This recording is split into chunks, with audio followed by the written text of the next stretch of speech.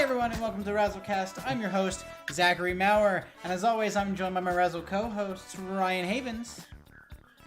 How's it going, chat? And How's it Alan going, viewers? Havens. Do you bleed? Not in this one. We will. And on today's episode, we'll be discussing Zack Snyder's Justice League. This is RAZZLEcast number 64. How are we doing, boys? I am doing fantastic. We just watched a Zack Snyder movie that I kind of liked. So it's I'm with you. Yeah. It's a good time. It's weird. This is a new feeling. I don't know what this is like. I have a lot of problems, but we'll get into it. Yeah. This podcast, just give fair warning, we'll be covering spoilers. But we also will be going for 4 hours and 2 minutes. Just letting everyone know. There will not be parts. No, I'm just kidding. So yeah. Spoilers. Definitely spoilers. If you haven't seen Zack Snyder's Justice League, this is exciting to say, but I recommend it. So yeah, definitely check it out. If you have 4 hours to spare, then I definitely recommend it. That's a big if. Yeah. So I guess let's start off the bat here by saying that we have all seen the original cut Yes. of Justice League. The Justice League. The Justice League. We've all seen Justice League. And so this is our second, third, fourth time of seeing this Justice League, but this is the first time seeing Zack Snyder's Justice League, which is actually totally different, basically. What are our thoughts on the original cut, the theatrical cut? Doo-doo. Alan, I'll start with you. Ryan just told us, so his, but no, Alan, I'll start with you. Let me know, what are your original thoughts on the original cut of the Justice League? It is a Frankenstein's monster of a movie that borders on broken in terms of how wrong everything is, and is at times offensive with how things are handled in the movie, as well as, the backstage stuff, but whatever. I'm sure we'll get into that. Yeah. But mostly I found it to be at best meh, and at worst meh. Broken. So Ryan, you said doo-doo. Do you care to elaborate at all? I mean, mostly doing this experiment was kind of fun because it was 6 straight hours of Zack Snyder, or 4 hours of Zack Snyder. I guess 2 hours of Frankenstein's monster, Zack Snyder, Joss Whedon, DC. But I watched that movie right before the new one, and I remembered there were certain things I actually liked more than I had expected. But at the same time, it was a very schlocky movie. Mm-hmm. It was really horribly put together. The way they overly sexualize Gal Gadot throughout the entire film. Gal Gadot. Right, that's how it's pronounced. Good actor, sure. They change it every time. Yeah, that's every time I always hear it's different. Anyway, they make it's really kind of weird. So that movie is kind of rough. It's a lot of goofy acting, and of course, Monster Mustache is one of the funniest things of all time. It's so good. His monster face throughout the whole movie. It's a Snapchat filter put on a fucking movie. It's great. Yeah. So it's doo-doo, but it was there's some things I kind of liked about it, but you'll find out soon that Zack Snyder's Justice League just does those things better. Yeah. So watching them in succession, I'll start at the beginning. My first thoughts walking out of Justice League was, all right, that's fine. That was fine. I actually had enough fun with it. I specifically remember tweeting when I first saw it that I thought it was just pretty fine. I think I gave it a 6.5 or a 7 or something like that. Where I'm Which one? The original? The original. Walking out, I remember thinking that was fine. We saw it together. Yeah, and I think there were parts of it that I enjoyed. And if you would have asked me then, are those the parts that were directed by Zack Snyder or Joss Whedon? I would have thought they were directed by Joss Whedon. Mm-hmm. Turns out they weren't. Yeah. And so, but as the years have gone on, I've seen it maybe 2 more times. I think I've seen the original cut 3 times. I've liked it less every time. Mm-hmm. I've watched it. Then I saw this and I was like, oh shit, this is a good movie. I like this movie. So, spoilers, I guess, but I like this movie. So Yeah. So yeah, I only saw it the one time in the theaters when we saw it, and I remembered like we just kind of laughed and had a good time watching it, almost like like Fast and Furious. Like it's like I don't want to think about this too much. It doesn't like it's not the characters that it's like Batman. I've said it multiple times on the podcast, but a lot of you guys are new, so you wouldn't have heard me say this millions of times like I have. Batman and Spider-Man are like my two favorite superheroes. But I'm super critical of them in whatever movie they're in. And I've hated Batman, like Ben Affleck Batman, in every single one. And then when I was watching Justice League, the original cut, I remember just like, that character is just like not even Batman to me anymore. I just like have fun laughing and just not taking the characters seriously. But it's nice that I could, at least to an extent, take the characters a little more seriously in the Zack Snyder cut, or at least especially a couple. I still think, and we'll get into this, I still don't really think Ben Affleck feels like Batman, even in this, but we'll get into that. Nope. But I'm with you. Yeah. But I do. Like, I would argue a lot of the characters don't feel like the actual characters. Yeah, I agree. 100%. There was one. Sorry, I'm getting ahead of myself. There's one moment where I'm like, "That's Wonder Woman," and that's about it. We're thinking exact. We're in the same. Yeah. But the one team where she acts well. Yeah. Yes. Yeah. Exactly. But yeah, so like that exactly the way you described it is exact. Like I remember liking the movie because I had fun watching it, but every time I've seen it not in that theater setting, I'm like, this is not fun. Like you and me being there together watching it, having fun is what made the movie good. Watching it since then has been I say good. It wasn't even good, but you know what I mean. Yeah, I 100% agree with you. All right, so a lot of time has passed. A lot of time has passed. That first movie came out in 2017. A lot of time has passed. Alan, I think you're pretty up to date on the tumultuous, rocky production that was this whole thing. Can you give us like a real short history of kind of what happened here? Yeah. I mean, this is 4 years in the making, so I don't know that I'm going to hit everything exactly right. So, Zack Snyder... This is all based off of what I recall. Zack Snyder historian Alan Abrams is going to hit us with every detail here. But basically, if I could take you back to 2017, there was the announcement that after Zack Snyder's daughter had tragically passed away, they announced that Zack Snyder had picked Joss Whedon to replace him to finish the movie, and that Joss Whedon was just going to make minor adjustments to finish Zack's vision. We've since learned that was not true. Zack Snyder had no choice in picking it, and it's even more scummy than that. It's seeming likely that Warner Brothers used the suicide of Zack Snyder's daughter to essentially fire him from the project and put a new director in to change the movie completely, which is what ended up happening.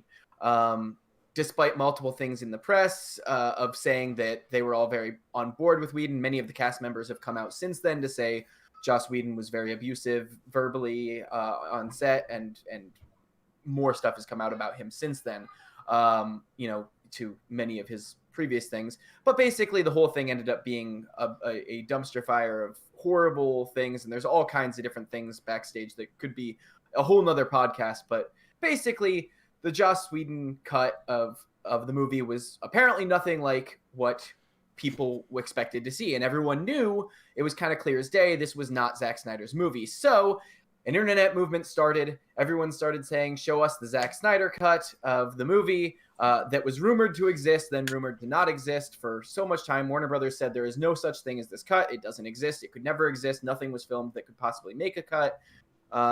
Fast forward to last year, and Zack Snyder announced that the Snyder cut was coming to HBO Max, and here we are today. In brief. So you're telling me that the multi-billion-dollar media conglomerate was shitty to its people? Yeah, for real. Yeah. What? Can't believe it. Couldn't be Warner Brothers or any multi-billion-dollar media conglomerate. Yeah. So, Alan, first of all, I'd like to say great job. For I probably missed a bunch for saying you didn't know anything. Basically, you hit everything. You basically hit it all. Number two, I'd like to say that I had no interest in watching this. By the way, zero. I thought it was laughable. I'm like, okay, it's not gonna be better. What the fuck? It's not gonna be anything. I don't care. This universe isn't continuing. I don't give a shit. Like, I just especially because we all just don't like Zack Snyder movies. I think all of us right. I mean 300 is fun and okay. And I I think that for me, it's I've always said I kind of enjoyed the DCEU, but basically in the same way that you said, which was I enjoyed them as Fast and Furious movies, as big dumb action movies but the thing is that they are meant to be taken seriously. I just don't, because they don't take the characters I care about seriously. Right. So, I've said before how much I really, really don't like how they've portrayed Superman in the DCEU, and I'm sure we'll get to that. But, as movies, I'm like, yeah, these are fun, dumb movies that are supposed to be more sophisticated than they are. I used to like Watchmen until I read Watchmen, and I don't like Watchmen. Yes, it's so bad. It so misunderstands. But I did like Watchmen before that. But yeah, so again, I wasn't really that interested in this, but Zack Snyder's Justice League came out. I have HBO Max, and we're watching it. So now let's talk about the actual movie. So I took some pretty extensive notes. I might put those up on our Patreon for people who want to see my notes. I don't know why you would. That sounds super conceited, but whatever. I'll put them up there anyway. Why not? Extra content. This movie starts, I think, just like so much more interestingly. Like it really increased the stakes of Superman's death, made everything feel way more important, and actually set things into motion in a way that like made somewhat sense. It's cool that like, sorry, I mean to cut you off. No, it's cool that like the movie opens and like where we were talking about the last movie, where everything felt so stitched together, nothing like scenes didn't feel like they like as much like went from one scene to the next. This did a really cool job of like opening with like the echoing and like having that be the inner tissue to connect this kind of opening scene to like kind of expand the world. And like kind of show everything, the impact of that one moment in like directly around what was happening. I thought that was pretty neat. I actually like that. It is a little like Zack Snyder-y, obviously, and there's a lot of Zack Snyderisms here that like some work, some like really don't work, and we'll get to those. But I thought this was neat. I liked it. I thought it was a cool way to like kind of open up the movie, and like a good way to like, as I was feeling like the world felt way more open altogether. I mean, it fleshed out things that I didn't even realize I had problems with from the original. Like, it actually set things into motion in ways that made sense. Like the mother box waking up and stuff. Like, actually made sense. And I don't know, it added weight to the death of this character that I think shouldn't have happened anyway. Agreed. Yeah, but like it added some stakes that made me actually, feel for it a little bit more. So, Alan, what do you think about the opening? The loss of Superman feels more real in this movie. I think. I feel like Superman's absence is actually shows more about what Superman is than any appearance he's had in the DCEU to this point. I think that the absence of him in not having him there, it showed more about why this character matters than they ever attempted to do, and which is a failing of the previous movies, I think. But it certainly acts like, oh, this character had a reason, had people that believed him. He really was that symbol of hope that he really wasn't. Right. So I really liked, I agree. I really liked the beginning of this because it really did feel much more than the Whedon cut, which I think glosses over it. Like it's supposed to be a main point in the Whedon cut, but it doesn't feel as. It's The way you said that is like he feels more like that beacon of hope that he isn't, but like he feels like it. Like. Yeah. This movie does a really good job of making me think that they spent the time to make those things happen. like there are added scenes where like, we'll get to those, but there are added scenes where like, I feel like Batman's feelings are more justified and more expressed, but like, I still don't buy it. But like, they think, the movie thinks that I should, but I don't. It feels more like fluid in Zack Snyder's. Like everything feels like, as you were saying, like even though I may not buy all of the character motivations or all of like the character conflicts and stuff, at least the movie does a better job of trying to convince me so I can buy it more, if that makes any sense. Yeah. I think the character motivations work super well in the early part of the movie though. Yeah, I agree. All right, so after that opening of like everything sort of feeling the reverberations of Superman's death and like the physical scream and all that stuff, we get an expanded upon scene where Bruce Wayne goes and meets Aquaman for the first time. The dialogue here felt like So much better. It's like so insane. This is the first example of like the original tone of what was intended in the movie working right, way better than in the recut, where like it felt like there was much more tension in the conversation in Zack Snyder's version that I liked, and in the original Justice League, we're just gonna keep calling it Justice League. In the original Justice League, it's just goofy and weird and it feels so out of place. And it felt more natural here. Like it led into this more naturally than it did in the Justice League version as well. I think it's crazy when you when you look at what filmmaking can do, because a lot of them are the same scenes, but you know, you get the context, an added spot here, some different music, the fact that Zack Snyder likes making everything look dreary as hell. Like, I think it all kind of adds to a different atmosphere that makes it all look different. Yeah, feel different. I don't know if Affleck likes Snyder more, or he was just so freaking sick of being called back to play this character. But like, he feels like he's trying more. Well, you have to remember that they were filming Justice League before the reception of Batman versus Superman. So he's still probably really, by that point when he was filming, really believed in this vision still. Okay. So he probably was like still very much in it. But yeah, you can tell like in the Justice League reshoots, it's just like he's not in it anymore. Yeah. And he's pretty good. I think he's pretty good in this. Like, even though if I don't love Batman, I don't think he's a problem at all. I think he's pretty good. Well, there are scenes in this, or that. Sorry, they're not just scenes in this. Like, this scene with Aquaman. Like, there are parts where he's talking where it feels like Bruce Wayne. Like, where he's like, my god, I love it. Like, I really actually liked that scene. I didn't before, and I think. So this is such a nitpick, such a weird little nitpick, but let's hear it. When you're expanding upon, when you're adding scenes and you're adding so much to it, I think nitpicks are valid. So this is a nitpick, but in the Justice League, Aquaman like gets in the water, right? And then he like stands there, he's like, "You're insane, Bruce Wayne." And then he like goes like this, and then he like falls back and like jumps in the water. I like this one so much better. This is so much better. It's like, I don't know why it was always he looked away. It was so goofy. He like jumps back like that and then like spooms out of the like. It's like no, he just disappears. I'm like that's so he looks away and he's gone. It's like because like Zack Snyder. I guess we can start this discussion here a little bit.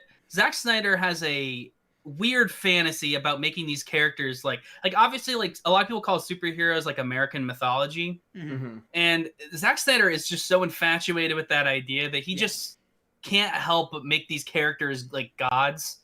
And I think that's like works in some extent and like just falls flat in others. This is actually, and I'm going to go to my first negative. That's where this falls flat for me. Not the him disappearing part, 'cause that's cool. But the weird Icelandic singing scene. Okay, what the fuck is that? No. And the lady who sniffs his sweater for some reason. Zack Snyder has this, or not Zack, it's just Zack Snyder. Western filmmakers have this weird fantasy about turning like anything that isn't American and making it feel like it's like third world, like that was so tribal. Weird. Yeah, it's so bizarre. And he does this several times, even in this movie. He's done it in the other movies as well. Like when like Superman was in, I think he was in. Forgive me if I'm misremembering or I'm getting this wrong. I think he was in Mexico, and like everybody was like, putting their hands out to him. It's like this like weird like why do we do this? What is this? Why are they doing some weird chant? Can we make them just people? Yeah. Like. Yeah, I don't know. That was so weird. That was not needed. I'm like, all right, the movie could have been 3 hours and 58 minutes at that. Like, all right, right now, let's do this. Let's keep track of it. We just cut 2 minutes out, so there we go. There's a lot of there's a lot of hiking that probably could have got cut out. There's a lot of hiking that could have got cut out, and Alan's probably gonna kill me for this, but there's a lot of Lois scenes that could get cut. Oh yes, no, Alan, there's no way you're not. We'll get into the Lois discussion a little bit. We'll get to that. Alan doesn't want to get rid of Amy Adams at all, right? So okay, all right. So is that it? We're good for that. Let's move on a little bit. Yeah. Next scene is Ma Kent leaving the farmland for like a second, and then it cuts to Bruce on the plane with Alfred. The major reveal there was just that she was being was getting evicted, which I think they do a little. I don't remember how they do it in the original Justice League, even though I had just watched it back to back, but. That was a mostly harmless scene. Yeah, they just I think they do it the same, similar. Do they do it the same exact way? Oh, okay. I don't think it's the same exact. I think they just. No, actually, I think that is. She says it to Lois. Doesn't she have a but I don't conversation with She Lois says about it to it? She does Lois say it to in the Lois. Daily Planet in like a really. What was that awkward- weird scene with the lady that was cussing on the TV about whatever in the regular Justice League? We're not talking about that took movie. my Yeah, about husband. aliens and probing and what? I don't know. Anal probing. All right, we'll move on. Anyway. Sorry. Not to get confused. We're moving past the Justice League. Yeah. So Alfred, Way better. he's incredible. so good. The one thing I'm gonna miss from the DCEU is losing Jeremy Irons as Alfred. He's Oh, yeah. so Yeah. good, dude. And the expanded scenes with that made Oh it my feel God. like really good. Like He's so liked- good. Yeah. His conversation, like his. Sorry, I don't mean to cut. This is like such a big thing for me because I like so much resonate with because I love Batman and like Alfred and Batman's relationship is like so integral and like it's so cool. Like their back and forth is so good, and I love this version of Alfred. I'm a little disappointed and sad we're not going to get more of it, but at the very least, it's just really cool. Like we get this movie where we have them have some really cool back and forth. And I think their relationship's really good in this movie. It's one of the better things about Batman that I actually, when I'm watching, like that kind of feels like Batman Yeah. for like a little bit, you know? So I Right. like that. I agree. It's Jeremy Irons is great, and there's I like him throughout the whole movie. Like even at the end when what do you say? He says Master Kent when Clark shows up. I liked that. I hope you're not too late. So that was good. Yeah. I just like Jeremy Irons. I think maybe So I do just I, like man. Jeremy Irons. He's incredible. Okay, so then we cut to a sad Lois slow-mo montage. First slow-mo montage. First sad second. Lois. Actually, second. Because the first one was the scream. Yeah. Slow montage. Yeah. This is the second slow montage. So We should keep a tick on whether we like them or didn't like them. This slow montage, did we like this one or not like them? I don't remember it off the top of my head. Which one is this? This isn't. This is the one where Lois Lane is like walking to get the coffee. I don't like it because I don't. So, all right, whatever. Hold on. This is not Lois Lane, by the way. I just haven't. I don't think this is Lois Lane at all because Lois Lane is not gonna. Lois Lane is not gonna go and sob over that. She'll be very sad. She's gonna like obviously Lois loves Clark, right? There's no question to that.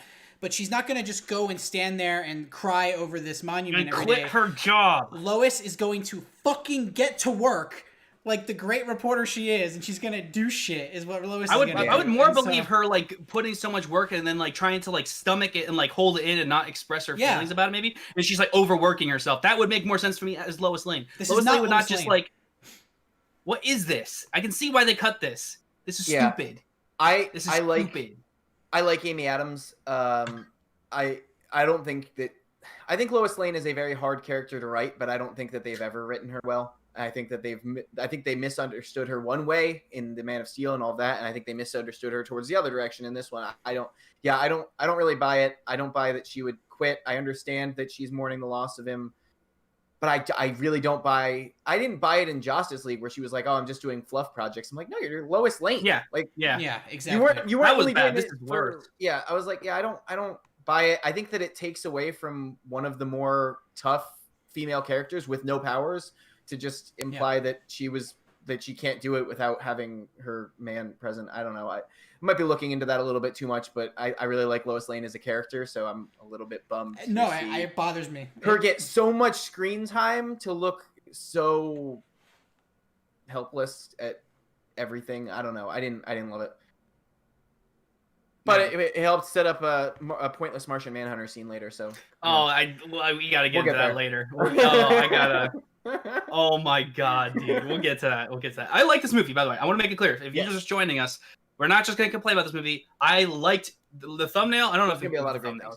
We liked. There's a thumbs up movie. I like this movie, but there are stupid shit we will talk about.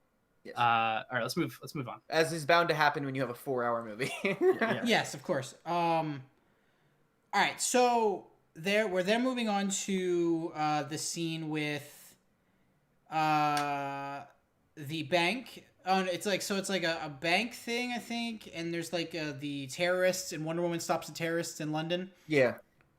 Virtually the same Yes. as the Whedon thing, but way better just based on how it's cut. Yeah, Zack Snyder does action actually Tonally. pretty well. Tonally, it's tonally also better. just that scene was so bizarre in the original Justice League. He's talking about like killing kids and like blowing up the New World Order, and it's just like so goofy and weird in the Justice League one. Yeah. This one, like, it's too dark, like for what I would typically want in a superhero movie, but the tone of the movie is so dark, and if you just buy into it and just accept it, I actually think like tonally it works for the movie. I wrote, and yeah, the action was so much cooler. I wrote specifically, this dialogue fits the visuals way better because it just does. Like it just feels better. As also, this line, I've always hated this line in the Justice League. I think we're all thinking the guy same thing. says something and she goes, "I'm a believer." Yep, Terrible fucking line. That's absolute so bad. god awful garbage. He says, "I don't believe it. Who And are she you?" says, And she says, "A believer." A believer, yeah. And then in this one, he says, "I don't believe it," and she says, "Believe it," and that's about 20 times better. It's not the best line It's of still the not world, but it's certainly good, better. but it is 20 times better. I agree. The slow-mo action sequence part is cool. There's a lot of slow-mo in this movie because it's Zack Snyder. But it's cool. I liked when they sped it up when she was like, yes, that looked cool. He does a good job of like mixing up speed and slow-mo and like over speed to show how overpowered these guys are. There's one thing that I have a nitpick. It's more, maybe even a little more nitpick. Something I hate in this scene. I just think it's so hilarious when the guy, she's watching these bullets go in slow-mo. She's like blocking them and everything. Like she's doing her thing. It's badass. It's cool. And then the guy is just like standing there like, holy shit.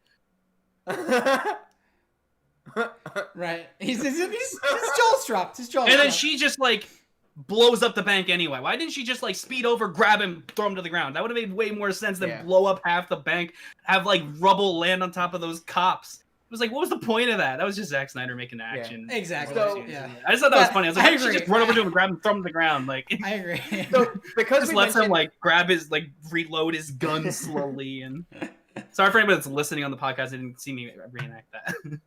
So because we mentioned slow motion a lot, I have heard in the past that Zack Snyder uses slow motion to imitate comic panels, because when you're reading a comic, you can stop and look at comic panels, and that kind of is that, like, if you've got an action shot, you kind of look at it for a while, and the slow motion is meant to imitate that. Since he does so many comic book movies, it kind of makes sense. And I think that in this thing, the slow motion works in this specific instance. This I believe specific it works. one right here, this one. Yes. I agree. This is actually my first opportunity to bring something else up that is another thing that I dislike about the movie. Man, I hate that I'm dissing so much, but it's just something that really bothers me throughout this movie. I was just talking about how they have like those like chants, that like music with these Wonder Woman chants in her theme. What the fuck is that? Her theme is good enough. What is that? Sorry, I'm gonna try to swear less on the podcast. I don't know. So this is the one what is thing. that? The one thing about Justice League I liked more was Danny Elfman's score. And so like that's not included in this, and so like there's that's one thing I liked more about Justice League. But like some of the music in here is really good, but like I actually liked getting classic Superman and classic Batman themes in the original and the cut, so like I kind of missed that a little bit. So I hope we're talking about the same thing here, because there is a scene in this specific, there's a part in this very specific scene where that is Wonder Woman, where Diana walks over to the little girl, and like that's Wonder Woman. That's pure Wonder Woman. After saving the day, she takes time to be with the kid, and I was like, that's fucking it. Like, yes, like, that's I like that. So good. That's exactly the scene I was thinking about. Yeah, like, and then this is a good opportunity for me to say, this is gonna be mean, because I think when we're gonna walking through this movie, we're gonna make general opinions to kind of widen it out a little bit instead of just going scene by scene, just talking directly about each scene. Yeah. I'm gonna say something mean. Gal Gadot can't act. I don't believe it. She can act in Patty Jenkins' Wonder Woman. I didn't see 84. She was great in that. This, she is so bad, but she has like that one scene where she's talking to the kid. Like, she's good at like those smaller things, I think. Mm-hmm. Like when she talks to those kids, it's like this. It's a really good scene. Like what she said, she's like, you can be anything you want to be. Like she's like, oh, come on. Like, how's it going, princess? Like, it was like, that was really good. Yeah. And I liked more of that, more smaller stuff. But when she like, and we'll talk about Gal-El, no, later. Yeah, well. But like, she's a mess in this movie. But I really liked her in this scene, and there's a couple scenes where I have nitpicky issues with the line "Kal-El, no," because she continues to call him Kal-El, and I'm like, at what point are we gonna get Diana here? As he wants to be called Clark, but whatever, that's fine. We're gonna move past that. Like, whatever. All right. Next scene is the extended Amazonia fight. Fight on Themyscira. I thought this fight visually worked a lot better. Yeah. it felt. It's a the cool type of scene. fight. Yeah. It's the type of fight that can exist when you have a 4-hour long cut. Yeah. It's too long for a traditional movie, but for whatever this Snyder cut is, I think it works perfectly. It's an action scene and then an action scene afterward that with a little bit of breathing room in between, I think it works really well.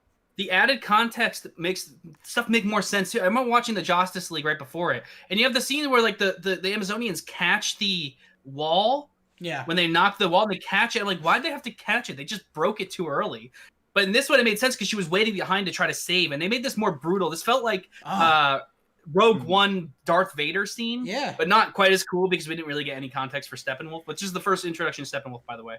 And he's better in this. That's something this movie does a lot better. Also, just in general, just those little added context. You could tell, like, Joss Whedon just like didn't, or Joss Whedon and DC, like they wanted to cut stuff out, and they didn't get the full context of like the original intent of why Zack Snyder filmed things a certain way. I'm not saying Zack Snyder's like a genius or anything, but like he had an intention. That's why the intricacies of filmmaking is so difficult, especially for a director. And switching directors can make things so problematic. But like the added context for the scene made things a lot cooler. I liked how brutal it was too. It made more sense. Yeah, and I liked that the characters reacted to the characters dying. It felt like when an Amazonian died in this version, I actually felt bad because the characters were reacting like, "Oh my god," it was like a visceral reaction, like, "Oh my god, my friend or my family just died. I was dying beside me."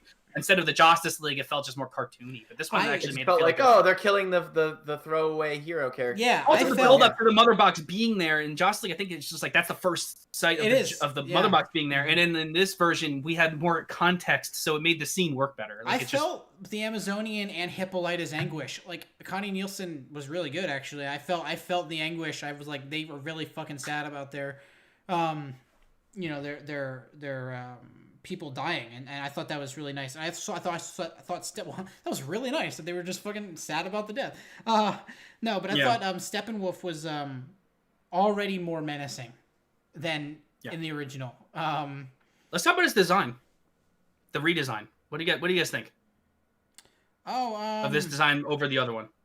I think I think it's better, but like I still don't like. It's not like it looks like Thanos level cool or anything like that. He looks all. I think he's a more interesting character, but his design is like a little bit. Both are mad to me. I don't really love it or dislike it, or love it or. Yeah. I think it looks better. I think it's still a little. Not still a little. It's different. I dislike it for different reasons. I think it looks better, but his armor is like a little busy. Yes. Yeah. It's too much going on. I don't like the whole. I like seeing like kind of in action, and this scene like the arrows weren't him, and it just I think they snipped it. Like so that part was kind of cool, but I agree that actually it was too much. It was like visually it was gross. It didn't look appealing at all. Yeah, I think so. I like that he looked more like a raging bull, which he's supposed to be. But I think if you ask Zack Snyder, he probably has like a 30-page paper on how the culture of Steppenwolf's country created armor for that specific reason. He has exactly 367 rings on his armor for the 367 worlds he's conquered or something. I don't know. And each one, I guarantee you he does. I wrote in my notes as soon as the scene ended, and I think Steppenwolf was talking. All right, so hold on. Steppenwolf starts talking to. All right, so this scene ends. Does anyone remember exactly what happened? I think it moves on to the next part. Oh yeah, they talk about how they have to shoot the arrow, but that happens later. I think Steppenwolf goes to Chernobyl, and he starts like setting shit. Or it's not Chernobyl, but I'm gonna fucking call it that. Whatever. And he starts setting because it fucking is. I just think they weren't allowed to say it. I don't know. So he starts setting stuff up, and I wrote, "This is working more, but it's still too grand of a story this early on in a universe?" ? Maybe this will be answered by the end of the 4 hour. But like they just started adding more, and I was like, "This is too big."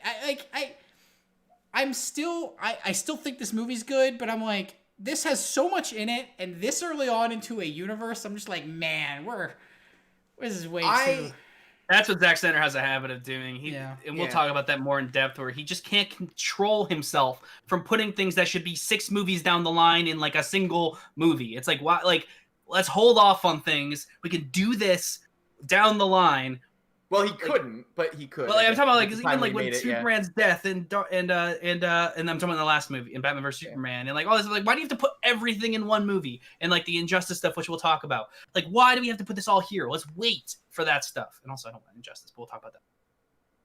Yeah. But yeah, hey, guys, I feel like it is sort of important though. If we're gonna go scene by scene, we can't go as long as we already seen because this is a 4-hour movie. Yeah. Okay. Let's definitely move on. We'll skip another Batman and Alfred scene. It's good. I like their reactions together. Let's move on. Silas and Victor scenes, they get expanded upon here, right? The Silas thing. Weird. I don't know why they're like weirdly added stuff with like the janitor in Justice League. I don't know why they added stuff with that janitor. It's like really weird. There's like added lines and things, but whatever.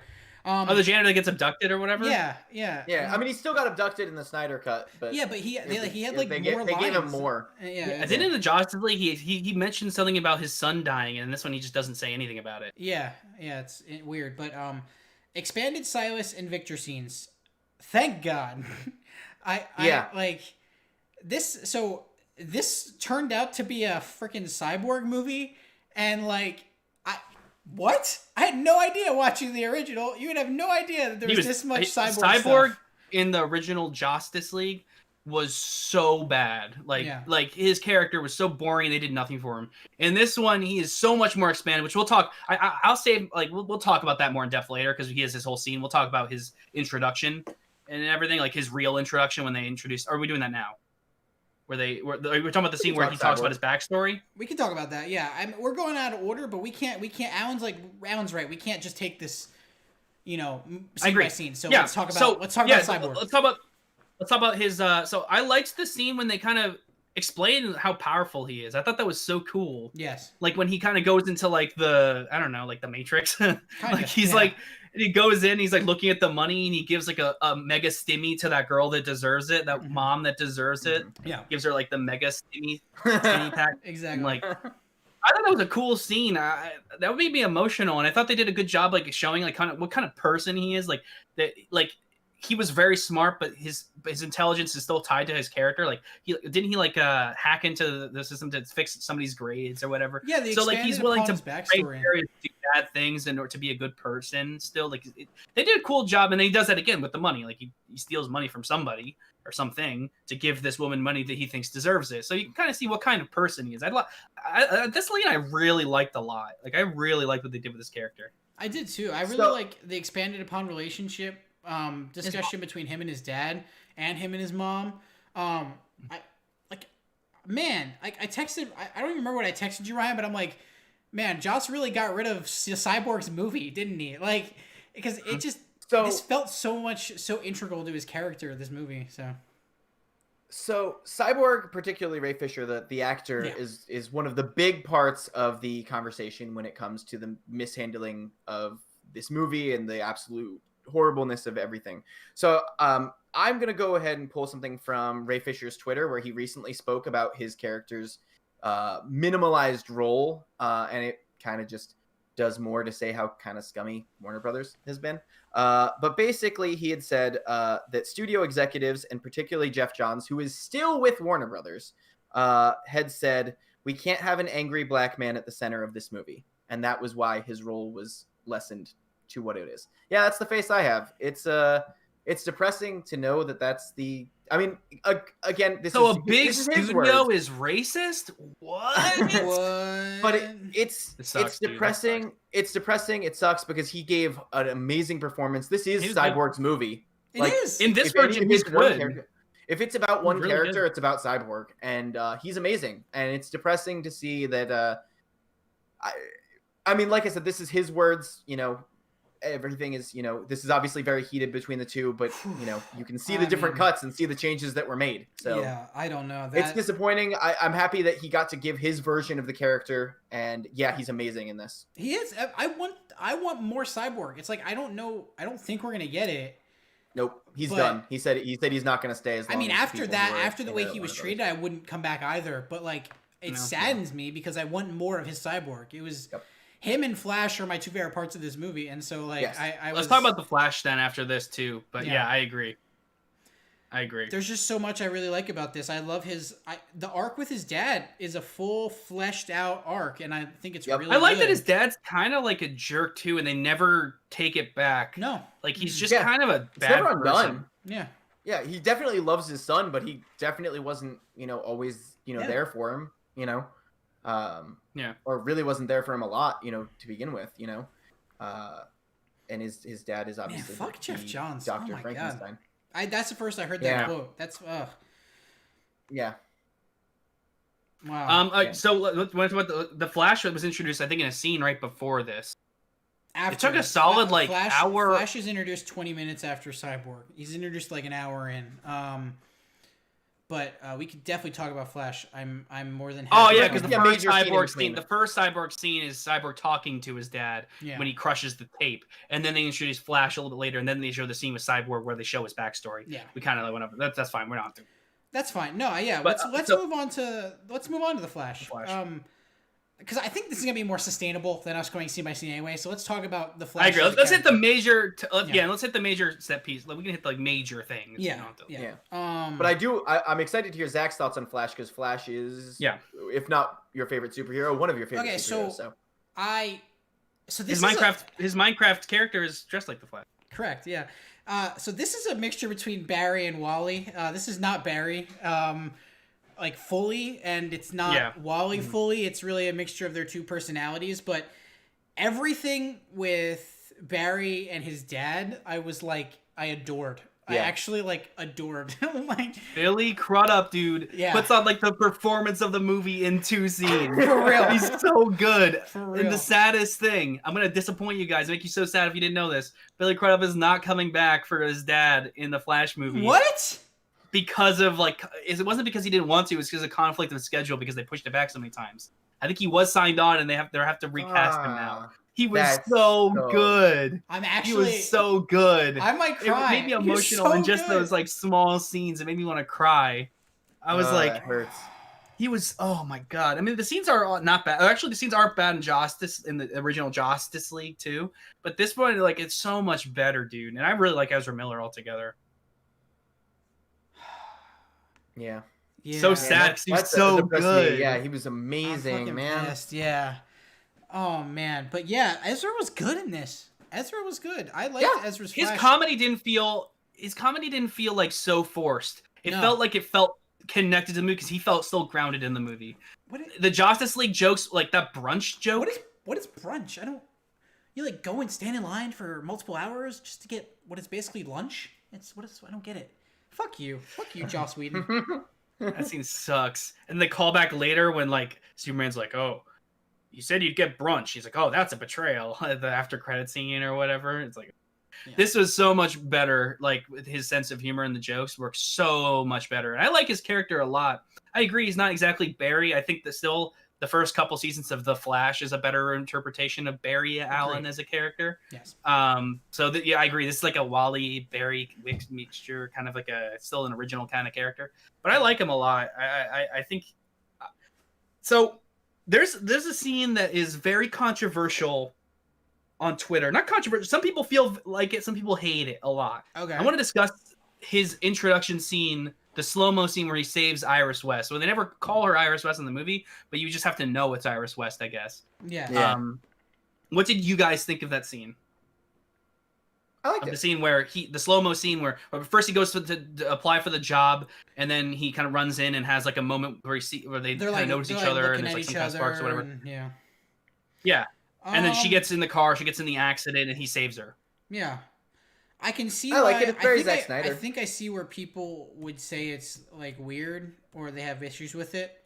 I don't know. I didn't dislike it. I don't know. What do you think, Ryan? I thought it was really, really cute. I love this scene. Yeah. So I understand outside the context of not knowing it's Iris, and also it raises the question obviously outside of the movie, if you have super speed, don't caress someone's face if you don't know them. Right. I think that's creepy and weird. I think I didn't think it was weird because it's in the context of Iris. a movie. Sorry, I was Yes, exactly. Like we have that context that we know it's Iris. Yeah. And also like I think it's just a really cute like scene showcasing like love at first sight. Yeah. Like it's like goofy and a little weird, but I really adored this scene. I thought it was really adorable. I really liked it. I thought it was a cute like scene of. Yeah. Go ahead. I love the lightning effects too. It looks so cool. Like I liked so much about it. I liked him grabbing the hot dog and then like running back and being with the dogs, and like I thought that was funny.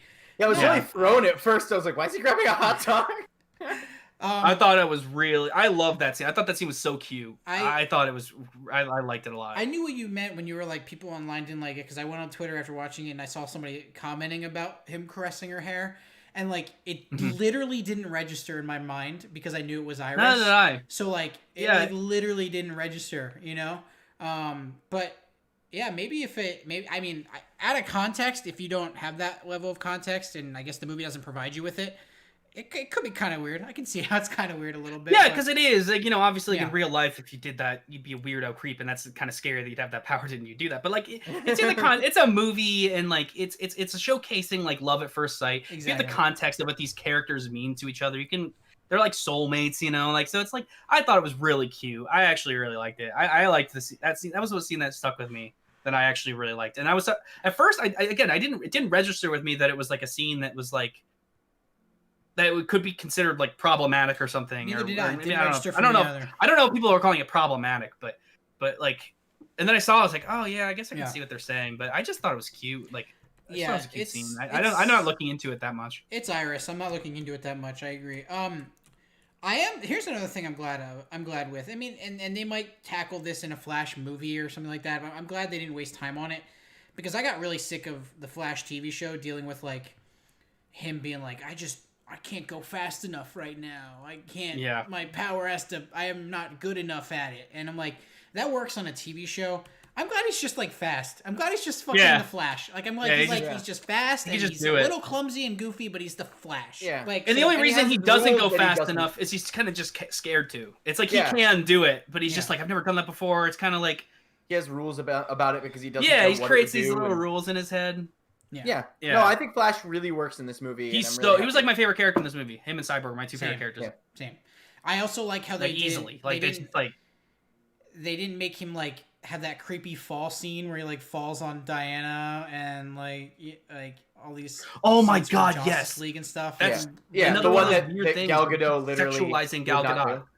Yeah, the one that she literally wouldn't do, and they had to get a stunt double to do it because Joss Whedon like refused to not let it be in the movie, and she refused to do it.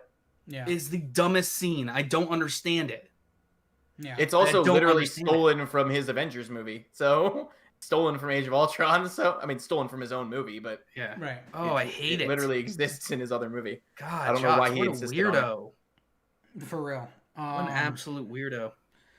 So anyway, So, and like fucking also okay. While we're talking about Cyborg. What the fuck is with Joss Whedon making Aquaman hate Cyborg in Justice League, and then that not being a part of this movie at all? Like he has like one line about it, I think. Yeah, where he says something like he doesn't trust him. He's just kind of. And then he merges into like feeling sorry for him and wanting to help him. They're like bros by the end. He says something about his dad or something. Doesn't he say something about like, oh, his dad just died, so like we have to understand. We have to like. Are we sure he can handle this or something? He's like talking to Roman or Flash or something. Yeah. And he kind of expresses that he's worried about her or whatever. Worried about him. Way to make Jason Momoa hate Ray Fisher as much as you apparently do. Wow. Let's talk about Aquaman. So we had some Aquaman scene to introduce him into the. Yeah. We have a scene with Willem Dafoe. I never saw Aquaman.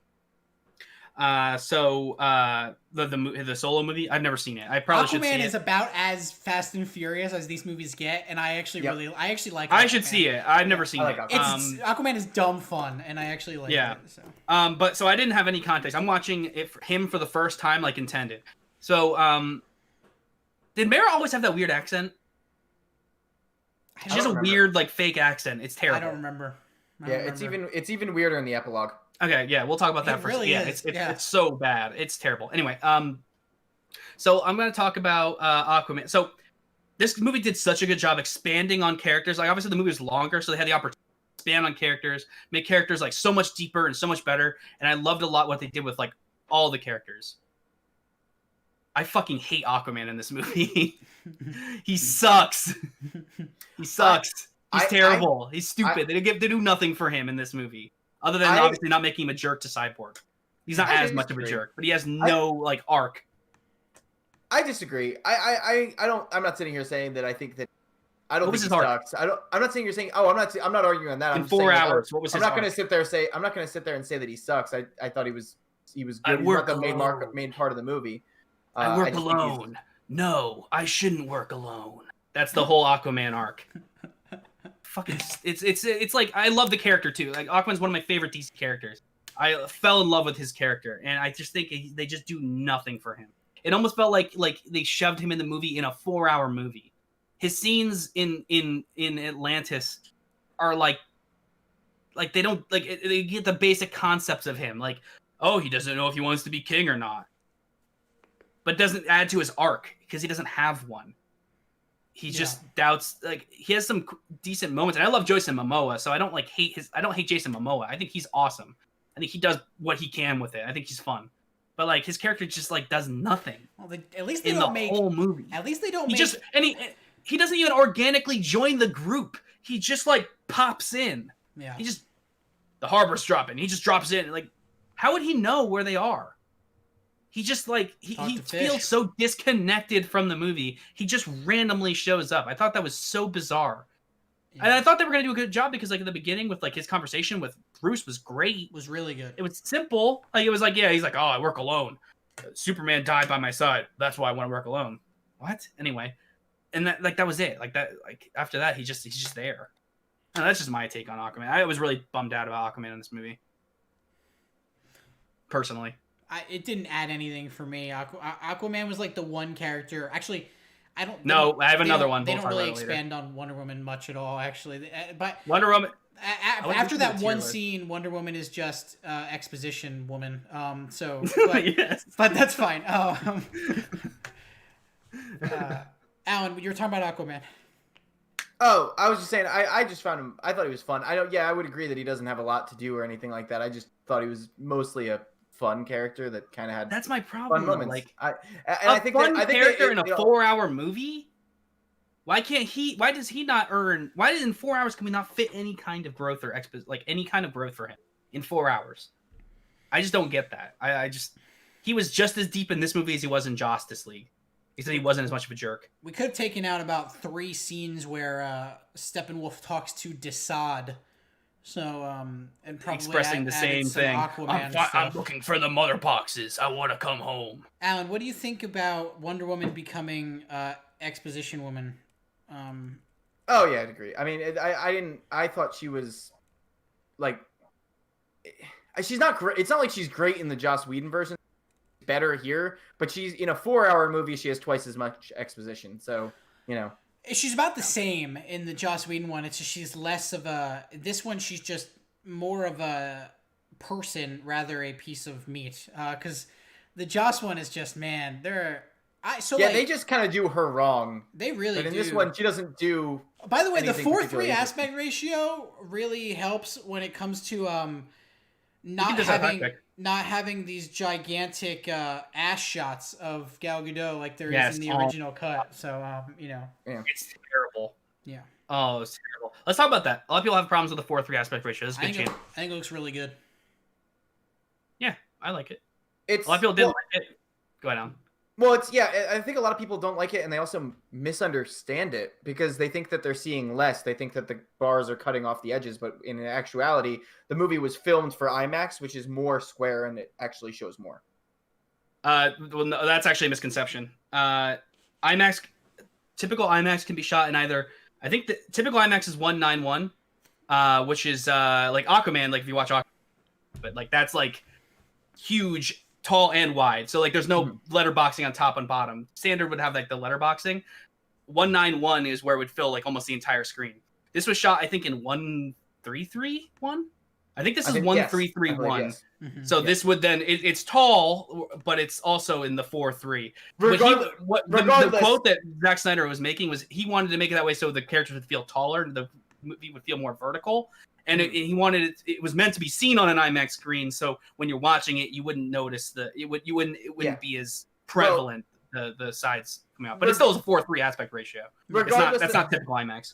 Regardless of what my point is that you see more than you would in the Joss Whedon cut because the movie was filmed in those parameters. And they zoomed in. And they just zoomed in. They didn't. It's not like Zack Snyder's cut the edges short. Yeah, exactly. It's that Joss Whedon's zoomed in because that's how the movie was filmed. Yeah. His version actually showed more of what was intended, and Joss Whedon's version actually zoomed in on those shots. Yeah, I thought it didn't bother me. I don't know. I liked it. I thought the composition overall, the composition was not bad. It was a little desaturated. It's not great looking for color, but that's for sure. It's stock composition is not bad. I saw people on not Twitter as bad as Man of Steel. I saw people on Twitter like complaining like ad nauseum about it. Like for 20 years now, you taught us that widescreen is the best way to watch it, and now it's like what? Watch what's on the fucking screen. Like I don't know. Or don't. You're the audience. Yeah, that was the way he chose to. I mean, the shots were designed to be shot this way. It's not like it was shot in wide and then they cut it short. Like this is the way it was. The shots were composed to be looked this way, and the shots look. Other than the lack of color, like they're well composed. I think it's not a bad looking movie. I think it was unique. It was fine. Didn't bother me at all. I don't mind that kind of stuff anyway. Yeah, I don't either. So we talked about a bunch of the stuff leading up to it. We talked. So I'm gonna skip over some stuff. There's a bunch of Desaad. There's a bunch of Desaad scenes. I'm like, we didn't need all 5 of those. I think. No, I like that we got some more context on Steppenwolf other than just being big evil. But agreed. I like. There's a redemption aspect to Steppenwolf's character. Despite the fact that he still kind of sucks though. He doesn't suck. He's just whatever. I don't have negative Yeah, he's meh. Feelings. He's better. He's better in this, but he's still sort of meh. He's like what's his name in Guardians? Ronan, yeah. But Ronan was maybe a little bit cooler. I also argue, and this is some contention about this. I think Ciarán Hinds' voice sounds actually kind of goofy as Steppenwolf. I thought his voice was goofy at times. So, yeah, I agree. We see Darkseid. There's some Darkseid stuff. Do we want to talk about Darkseid? Backstory scene. The backstory scene was kind of cool, but brutal. I liked seeing the lantern for like a second. Yeah, that was in the Justice League. Yeah, that was in the Justice League cut too. Yes, it was. Yeah, they showed a little bit. They showed him for a little longer though. Yeah, I don't have a lot to add about that scene. It's kind of cool. It's fine. I don't have any negative feelings. Darkseid's design. I thought it was better than Steppenwolf's design. Yeah. Darkseid, yeah, the CG is not perfect for him compared to some of the others, but I agree. Yeah. I think that if we were to actually give him money. Well, no, I'm saying if we were to actually do a future, like they're not going to do Zack Snyder's Justice League 2. No, I think. But if we were to actually continue forward, I imagine it probably would have been the third one by the time we got Darkseid, just because they were setting up the evil Justice League. Who voiced Darkseid? I don't know. When they introduced him in that first scene, I thought that was going to be the only scene with him, and he didn't talk. He just grunted. So I was like, okay, so they're saying he was probably waiting till they got a voice, but then he talks later. I was like, who is this? He's just another deep voice. Like, he didn't really have like anything. He's just. I imagine they probably didn't cast him originally, so it was probably done in the reshoots for the Snyder Cut. So they probably didn't put like a major actor on it because they weren't doing anything extra. Ray Porter. Yeah. I don't know. He wasn't bad. I just thought I was curious. Yeah, I figure if they ever touch if they do bring it back, future, which they won't. Cast it. Well, they might do Darkseid again at some point because he's kind of their biggest. He's their Thanos, but but I don't think they going to make this Zack Snyder cut canon. I feel like Flashpoint is just gonna just gonna reboot everything. Basically, isn't Ava DuVernay making a new Gods movie that Darkseid's in, or is that not a thing anymore? Oh, is she? Is that actually a thing? I don't know. DC's I have no idea what's going on with DC. Things. I don't know.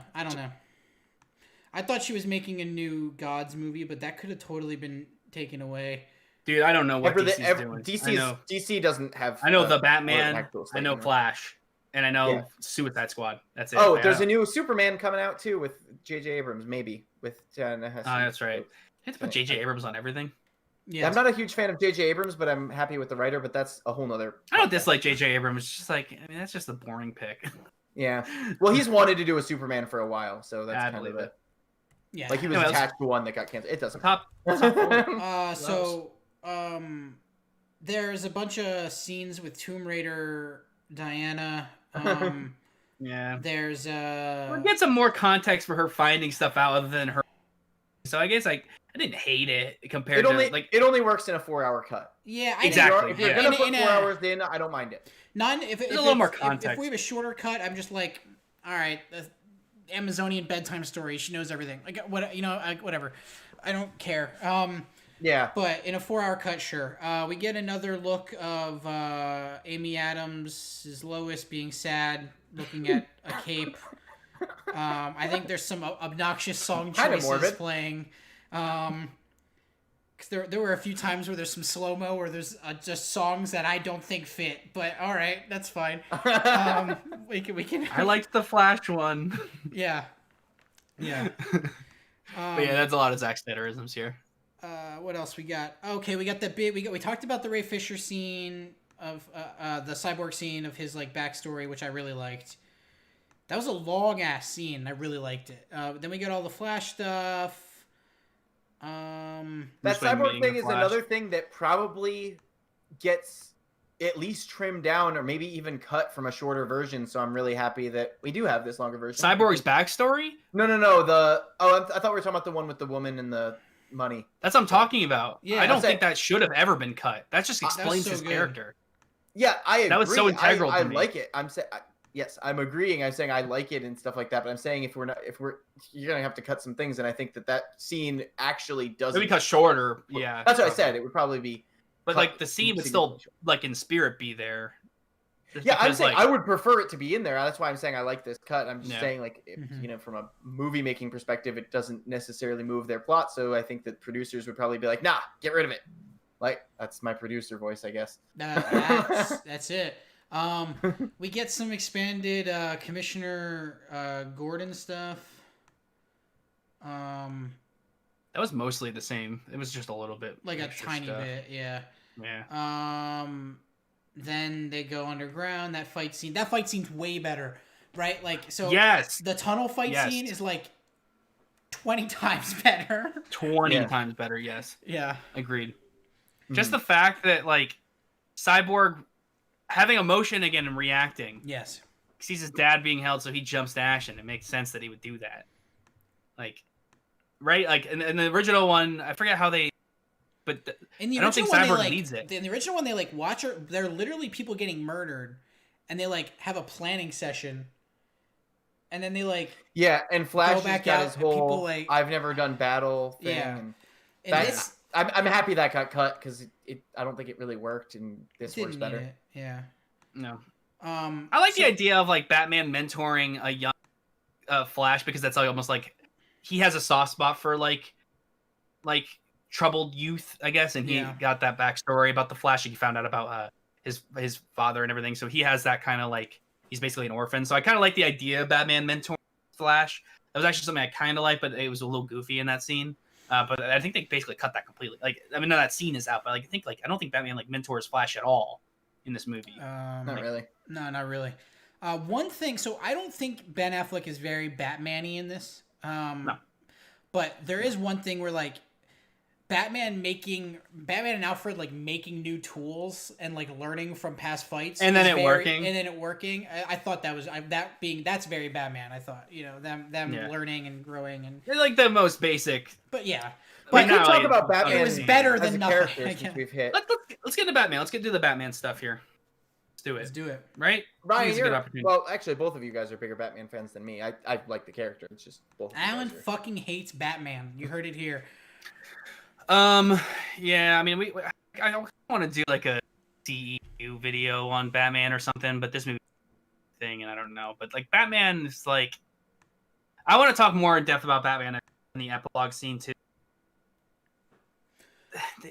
Yeah. So Batman is like, he is self-sacrificial, but I think that's such a lazy way to write, and that's kind of what they do with him this entire movie. Mm-hmm. He what Batman wants to do is the core understanding of Batman is he wants to let out his rage, which makes him a very like, he's a character that is supposed to be like, he's good, but at the same time he's like kind of not good, because like that's what makes the character interesting, is that kind of like line he walks between like not killing, which is so integral to the character, and like doing good and saving people and caring about like, especially like his how he feels and cares about like kids and like orphans, really in particular, that kind of soft side of him.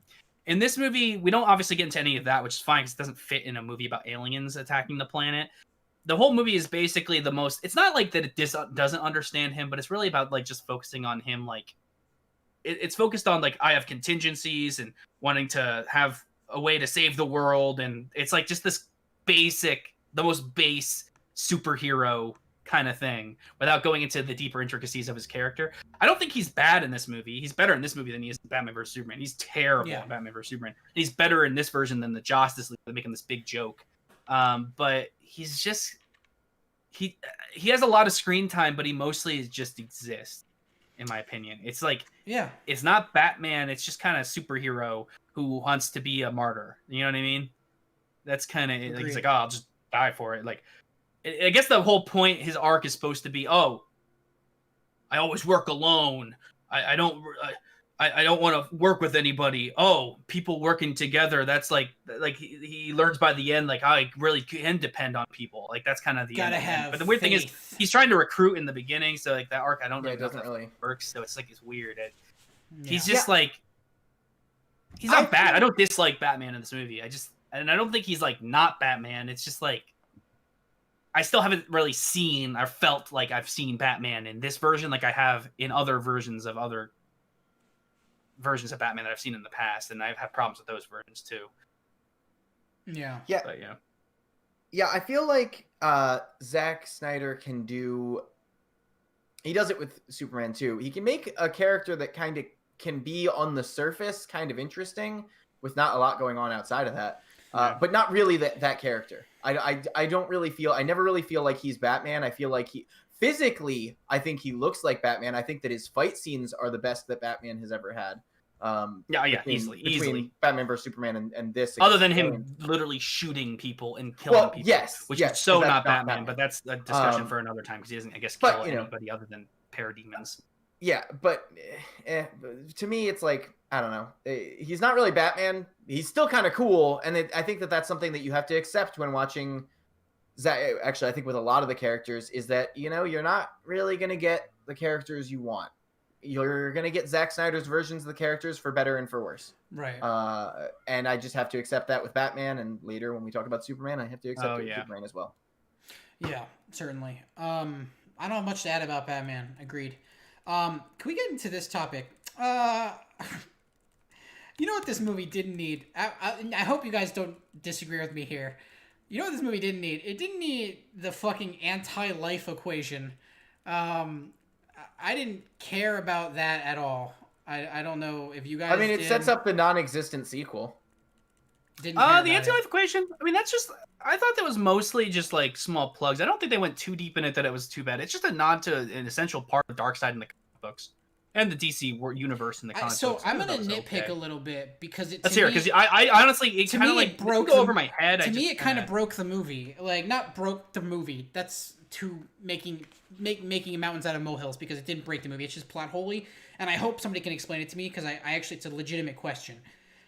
So they've been searching for the anti-life equation this whole time, and like, they knew it was on the planet that had beat him, but the planet that beat him were the only ones that had the mother boxes on it that they needed the whole time to do the Unity for every other planet they've been taking. So have they just not been taking planets during this time, or are there other mother boxes on other planets? In which case, why can't they just bring those to Earth? Like, I don't understand the way it works. I think that I was like, introducing the anti-life equation and like making that like I've been searching this whole time for that and these mother boxes that I was already on this planet. Like I was sort of just confused by that. They didn't know where the mother boxes were at first, but also I don't think that they knew that the anti-life. I think that was a coincidence that the anti-life equation was where the mother boxes were. I don't think that they did know that originally. I could be wrong, but I don't think that they knew that originally. Okay. Yeah, we probably could have done without it. It probably didn't need to be there. It was again another one of those things where we're just throwing some extra stuff, like extra nods and stuff. I think there's more egregious ones. Like, oh, there is, yeah. Very much so. In a character that pops up for no reason. But yeah, I feel it more indifferent than positively or negatively. I was just like, oh yeah, I remember that. I'm not big in like. I read Batman well, I don't anymore, but I used to really read Batman comics, and I would jump into like different characters like Aquaman and the Flash and Wonder Woman and stuff. But I never really read Justice League comics. I'm not super familiar about like Darkseid really, and I've never really been big into those types of stories. But, yeah. I don't really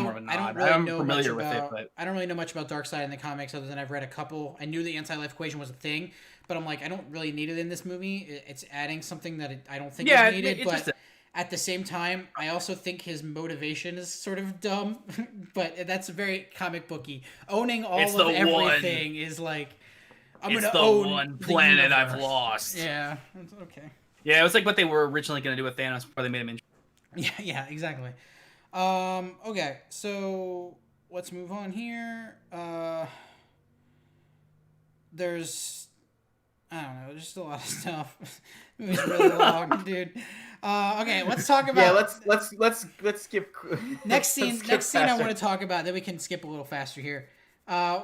Is Diane Lane showing up? Right, that's Diane Lane, right? Yes. Oh, yeah, is this Diane talking to Lois? Diane Lane showing up, and then it's a Martian Manhunter for some reason. Why? So I knew because I researched the Snyder Cut before this movie came out because I didn't know that I never thought this movie would come out. So I always knew that General Swanwick was Martian Manhunter, but I had no idea why he was in this movie at all. I don't care. By the way, I don't His mind later that scene is more egregious, but this is also just dumb. This is the worst. No, this is that more last egregious. Scene sucks. This is way worse. The conversation between Diane Lane and Lois Lane makes so much sense for Diane Lane to say, and that makes sense for their character relationship. So it's like, okay, this kind of like justifies a little bit, I guess, why Lois is here, even though it still is a betrayal of her character. But like, then he leaves. She leaves and she turns into Martian Manhunter. I wish I recorded my reaction. I was like, it makes way more sense for Martha Kent's story, but at least Martian Manhunter was like spoke his intentions out loud, so we didn't have to question him. Was so at least he was cringe. like, the world needs Lois Lane too, even though who was he talking to? Why would he say that? Why did he turn into General Swanwick and in a movie where Jared Leto's Joker talks about giving Batman a reach around, or Batman giving him a reach around, this was still the cringiest scene in this movie. I agree. I still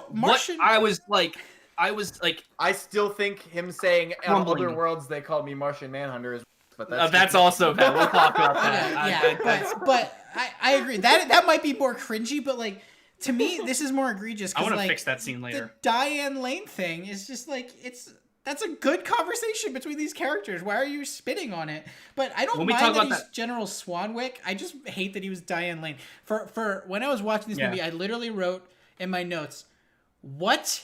Wait, Martian Manhunter?" And then I wrote, "Why?" 4 times. Why? That was the goofiest scene, dude. That was so bizarre. When we talk about that Martian Manhunter scene at the end, we'll talk about the. I want to pitch a better post-credit scene. Okay. And is it going to be 25 minutes long and then called an epilogue? Or no. I'm not the whole epilogue, just that scene. Yeah. All right, so let's move on. Okay.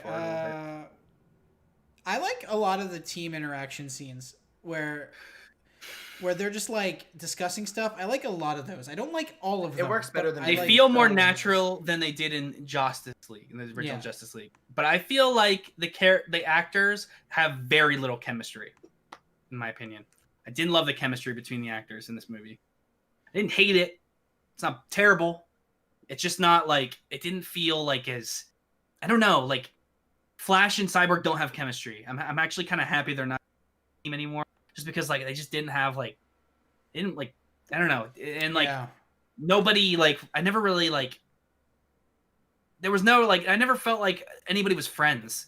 If that makes did anybody get that impression? Did it feel like when I watched the first Avengers movie, which I hate to compare to Marvel, I'm sorry, but like even when they were arguing stuff, like it felt like characters like were interacting and they felt when Bruce and Tony start talking in the beginning, it's like, oh wow, this feels like they instantly hit it off and it works. And like even like the chemistry between Thor and Captain America, they don't get along, but like that chemistry works between those two actors. This movie I never really felt like it just kind of felt like they were just doing their job. I did like we're just here to do our job and we don't really like know each other or like each other. We're not gonna get to know each other. We're just kind of like we're just gonna go do our thing and no one really cares about who is with it. We're just gonna. And then, like, it made scenes like when, like, Aquaman's like, my man, to Cyborg, like, so, like, yeah, like, what? Your man? Yeah. I didn't feel it between, when you specifically mentioned Flash and Cyborg, I did not feel chemistry there.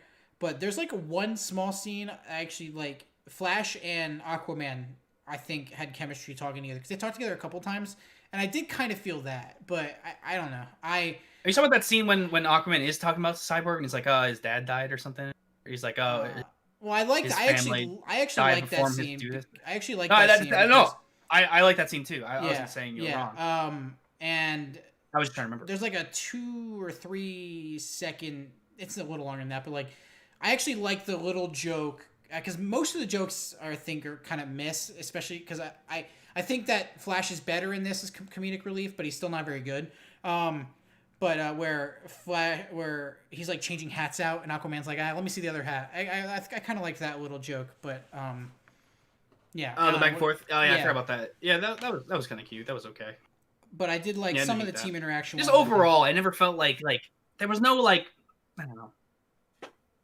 Alan, let's get to let's get to Superman. I didn't hate the interactions. Like I thought they were really goofy in the original Justice League, but oh yeah. Oh, let's do it. I'm glad. Can we just talk about the character of Superman in general, or let's do it all? I'm glad that for a second, I am glad they got rid of the Aquaman sitting on Wonder Woman's lasso scene. I didn't really need Lois Lane's. Another one where they weirdly sexualize Gal Gadot again. Yeah, exactly. Don't treat her like a member of the team, but she's like the girl in the team. Yeah, exactly. But to Superman. God. Superman's resurrection. To Superman and the resurrection. Were any of you guys incredibly shocked that they resurrected him virtually the same way? I thought that was all Joss. Yeah, I thought that'd be different. Because that made no sense. The resurrection was really dumb. It. Yeah, I thought that would be way I was like stupid. Yeah, it's just kind of like, oh, except this time it's not everyone saying they shouldn't do it. It's just everyone saying, yeah, we should do it. That's the only difference. I mean, there's a really cool moment with, I think, even though I'm not, we'll get into the Injustice shit. I do like seeing the like flashbulb Cyborg shit where he sees all that shit happening and says no, and then he hears go, and I was like, okay, that gave me a like, okay, we're teasing the future that's not gonna happen. That was cool too because he got it wrong, and then like he like kind of teases him turning back time a little bit with his speed, right? Because he had to run faster than he wanted to. So I thought that was kind of cool. Yeah, which is weird. Other than that, though, even in the Whedon cut, it hits the water before he touches it, which I always. So it was kind of weird that they. I don't know. Anyway, but actually, to the resurrection of Superman, I really don't like it at all, especially because it is the same as the Whedon stuff that I didn't like and assumed was additions. But the fight stuff to me is so. It actually works better, in my opinion, despite it looking better in the Snyder cut. I think it works better in the Whedon cut because it's not just Lois randomly being there because she was there. At least there was a reason. I don't know. Like, to me, it actually doesn't work at all. I agree. It's still Superman coming back for some reason evil. Yeah. And at least he doesn't say I would have rather line, but I would rather have it have been Batman's plan and instead of it being some weird coincidence. Yeah. That Lois just happened to be there at that time to make him suddenly just instantly switch back to being like, oh, I guess I'm good. Which I get is that whole like Lois, she's the key, but then it's also not, and they make that very clear later to say, oh, Lois is not the key in that way. It's actually something darker, which we'll get to. But if the we can talk pain about, in his voice. why don't you guys talk about that, and then I can go off on the character of Superman because I have a whole video about the character of Superman. Really short. That seemed stupid. I didn't like it. I thought the action fight. I don't care about watching people fight Superman as much as people think I would care about that. I don't. I just think it was just having him disappear for a while and spend time with Lois when I just don't like Lois Lane in these movies. I don't think they've done it weirdly enough in 3 movies. I don't think they've done nearly enough to make me care about that relationship, especially because you decided to kill him in one of them. And in the second one, their scenes just, they don't have great chemistry. I don't know what's going on with those two, but the fight scene was kind of stupid. I thought it was kind of cool with the Flash fighting Superman when he looks over to him and he's swinging at him, and Flash is kind of shocked, like holy, like it's kind of like a holy shit kind of moment. Like no one's ever been able to like do this to me. Yeah. I thought that was kind of cool. Yeah. Other than that, like Batman just stands around. He's just kind of in awe. Well, that's why I like that it was originally as planned. And then like Wonder Woman also they underpower Wonder Woman also. Yeah. She's not as powerful as Superman obviously, but she can hold her own. She just got her ass kicked. Yep. She headbutted him once. Superman's a little OP. I would say that you could argue the same thing about. Well, that I think Superman is OP in the comics. Superman's power is not even touchable by most standards in terms of things. But so okay, can I go on like a little bit about Superman as a character? Because I feel the same way. We've discussed this a little bit. Because Superman. Okay, so as a Superman fan, is it really cool to see Superman fight the Justice League? In some ways, yes, because it's kind of cool to see him use his powers. But Superman's powers are literally, in my opinion, like one of the least important and least interesting things about the character of Superman. Yeah. And this movie treats it like the only cool thing about Superman is that he can punch some shit. And that is just far and away not interesting. What is interesting about Superman is the stuff that these movies have never, ever, ever, ever done. Despite the fact that I will contest that the Snyder Cut is a way better movie and better anything, and Superman looks obviously better because he doesn't have a weird face. Joss Whedon's Superman is a better version of Superman than Zack Snyder's, because Zack Snyder didn't write Superman. Zack Snyder wrote the same character he wrote in Man of Steel, the same character he wrote in Batman vs Superman, which is I watched a thing. I think it was Deborah Snyder. I saw it on Facebook, and I was like, yeah, that makes actually like a shit ton of fucking sense. Where she was like saying, you know, we found it really hard to write Superman, and I'm like, yeah. She's like, I find it really hard to find anything relatable about him. So, you know, we really just kind of grasp onto this, like, oh, should he be doing the right thing? It's like Superman is human. He's grew up on Earth. He's not Kent. Some like crazy being that's a god. He's not a god. Yeah, Superman's Clark Kent. He's not just. It shouldn't be that. It shouldn't be like, oh, should I? Because the thing is, and Zack Snyder writes everyone kind of this way as kind of like should I destroy the planet? And then if you don't, you're a hero. And it's like, that's not what he is. Like, Superman isn't someone who's questioning whether he should be evil. That's not, and you shouldn't ever make him evil. Yeah, we'll get to that. I'm just thinking, I am so that's another thing that bothers me about the Zack Snyder. My neck is tight. I'm stiffened up. Go ahead, Zach, because I'm gonna go on. I'm gonna talk. It sounded like you were kind of making a joke. Yeah, I would. Every time I just think of Pa Kent saying, "Maybe I should have let those kids die." It's just like, no, maybe you shouldn't have. No, like, constantly struggling to figure out whether he should help people. Not Batman. Sorry, Superman. The other thing I really hate about what Zack Snyder does with Superman, and it's so on the nose, the Jesus figure, back to the stuff, I can't stand it. Because I know the movie is like trying to make it like that humanity maybe sees him as like a god, a Jesus figure. And that's why they always do the cross if he was God again. The problem is Superman, Clark Kent, does not see himself as Jesus. He does not see himself as a god, as anything better than anybody else. Himself like he's one of them, like he's human. One of my favorite recent Superman adaptations, or not even, I saw one scene from the Superman and Lois scene, is when Superman has a conversation with a kid about the costume his mom made him, because he just sees himself like he is that kid. He's just a human being in his mind. He doesn't see himself like he's Jesus. I know I'm not saying that him doing that pose is making it, but because the movie is framing it like that, that is making our perception of him as the character like that. And we don't get any perception of him as a human feeling like he's a human. I think that's why they tried to add that goofy scene in the beginning of Justice League, where he's like talks about that weird kid recording thing, which is a terrible scene, but you know what I mean. I think they realized that like last second I'm trying to feel like a human or whatever, even though like I hate what DC did, but like man, I can't stand like Jesus figured Superman because it's like that's just not Superman. This is not what he is. Not what he's about. And Superman cares about more than just Lois Lane. Like, except that Superman maybe cares about more than just Lois Lane. He loves the planet. No, Lois is the key. Oh, I'm sorry. No, that's it. Lois is the key. Sorry, that's it. That's all he cares about. It's definitely not the fact that he has a home here. This is the only planet he's ever known. This is where all of the relationships he's ever built his entire life are. His job, just, you know, everything about who he is as a character is here. No, it's only Lois. Lois is the key. Yeah. Do we want to go into the Injustice thing and all that stuff?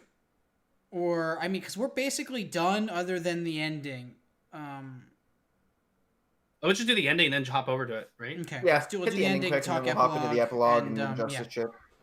All right, so this climax is way better. I think. We'll get to the Flash stuff, which I was really digging, but yeah, I just think that all in all, this climax is way better. Other than like, because it just feels, watching the Justice League one, it does feel sort of anticlimactic almost. Like they just go in, stop it, and like, okay, that's it. Like, so I don't know. What do you guys think of the ending? I like how they made the Flash not just save people. I thought it was cool. Like I thought, they made it. I liked what they did with him, running around, and also like okay, that parademon that shoots him is actually a superhero. Fuck yeah! Right? Yeah, legitimately. Yeah. Like he was a superhero. Get him on the payroll. Hey, He's a Justice League member. member. We complain all the time about, you know, these villains being thrown away, and they're all exactly. That guy was just a really good shot. Maybe he was the best at the Parademon Academy. Maybe he's got if you zoom in, he actually had like a little plaque. It said best shot Parademon Academy. They should have. They should. Lex Luthor needs to put him on payroll to join his villain. Creating. 100%. I would love it. Steppenwolf was like, get Dave the Parademon on that shot. He'll hit him. Yeah. He's American like, sniper. I've never missed. He's apocalypse sniper. Yeah. But Barry going back in time and like, not only just like seeing that and like watching it as a Flash fan, but I also thought it was just visually far more interesting than anything we got in the Justice League. I just really liked that. Mm-hmm. So. Yeah, and it wasn't like I was kind of worried about first, but like it wasn't like he went back super. I was afraid he was gonna like go back in time a day or something, or I was afraid it was gonna go to the nightmare stuff or whatever, or something was gonna happen. Like I wasn't sure. I knew the nightmare scene was trailer, but I didn't know how it was gonna happen. But I thought that was cool. It just went back a little bit in time to kind of show, like it was teased a little bit with the box going up, and then we got the payoff there in that scene. That's gonna lead into his Flashpoint, which he's gonna really take it farther. So I like that. Yeah, I agree. It was a cool scene. It was a cool moment for him too. Yeah, I think we're getting the slippery slope with Barry, where we kind of see like, well, actually, I don't know, because this Snyder cut isn't canon, so who fucking knows? But you know, I think the idea is like, oh, you know, he started to break the rules and he broke it a little bit more, and he's like, you know. Mm-hmm. But then again, it's not. Let me save my mom. And then boom. I also love the scene when after he gets shot, when he's like, "Oh, I could do it." And he's like, I could do it. Like, that was cool. That was almost like reminding me of Spider-Man. I legitimately thought, and I guess it's because it's like I knew that like the movie was supposed to have more movies. I was like, they might just fail. Like I hadn't believed stakes like that in a while. Like I actually believed like, no, they might just lose. That might just be it. Like they might just not do it. Like and they all just die. Well, no, not die, but like, you know, I figured that we'd start pushing. I thought they might lose and then go to Nightmare. Yeah. I thought we might get Apocalypse. Where I'm like, you know, that and then he'd have to go back in time and fix it or something. Yeah. Or something. I thought that too, maybe. Yeah. So I was like, maybe they just. How do we feel about presenting his head to Darkseid? Then presenting his head to Darkseid. It works for the sake of this film, but God, it's not any of these heroes. Literally, it's none of them. Even Wonder Woman, who kills people with a sword, that's not Wonder Woman. Like, that was so Zack Snyder, dude. I wrote brutal death ? Justice League ?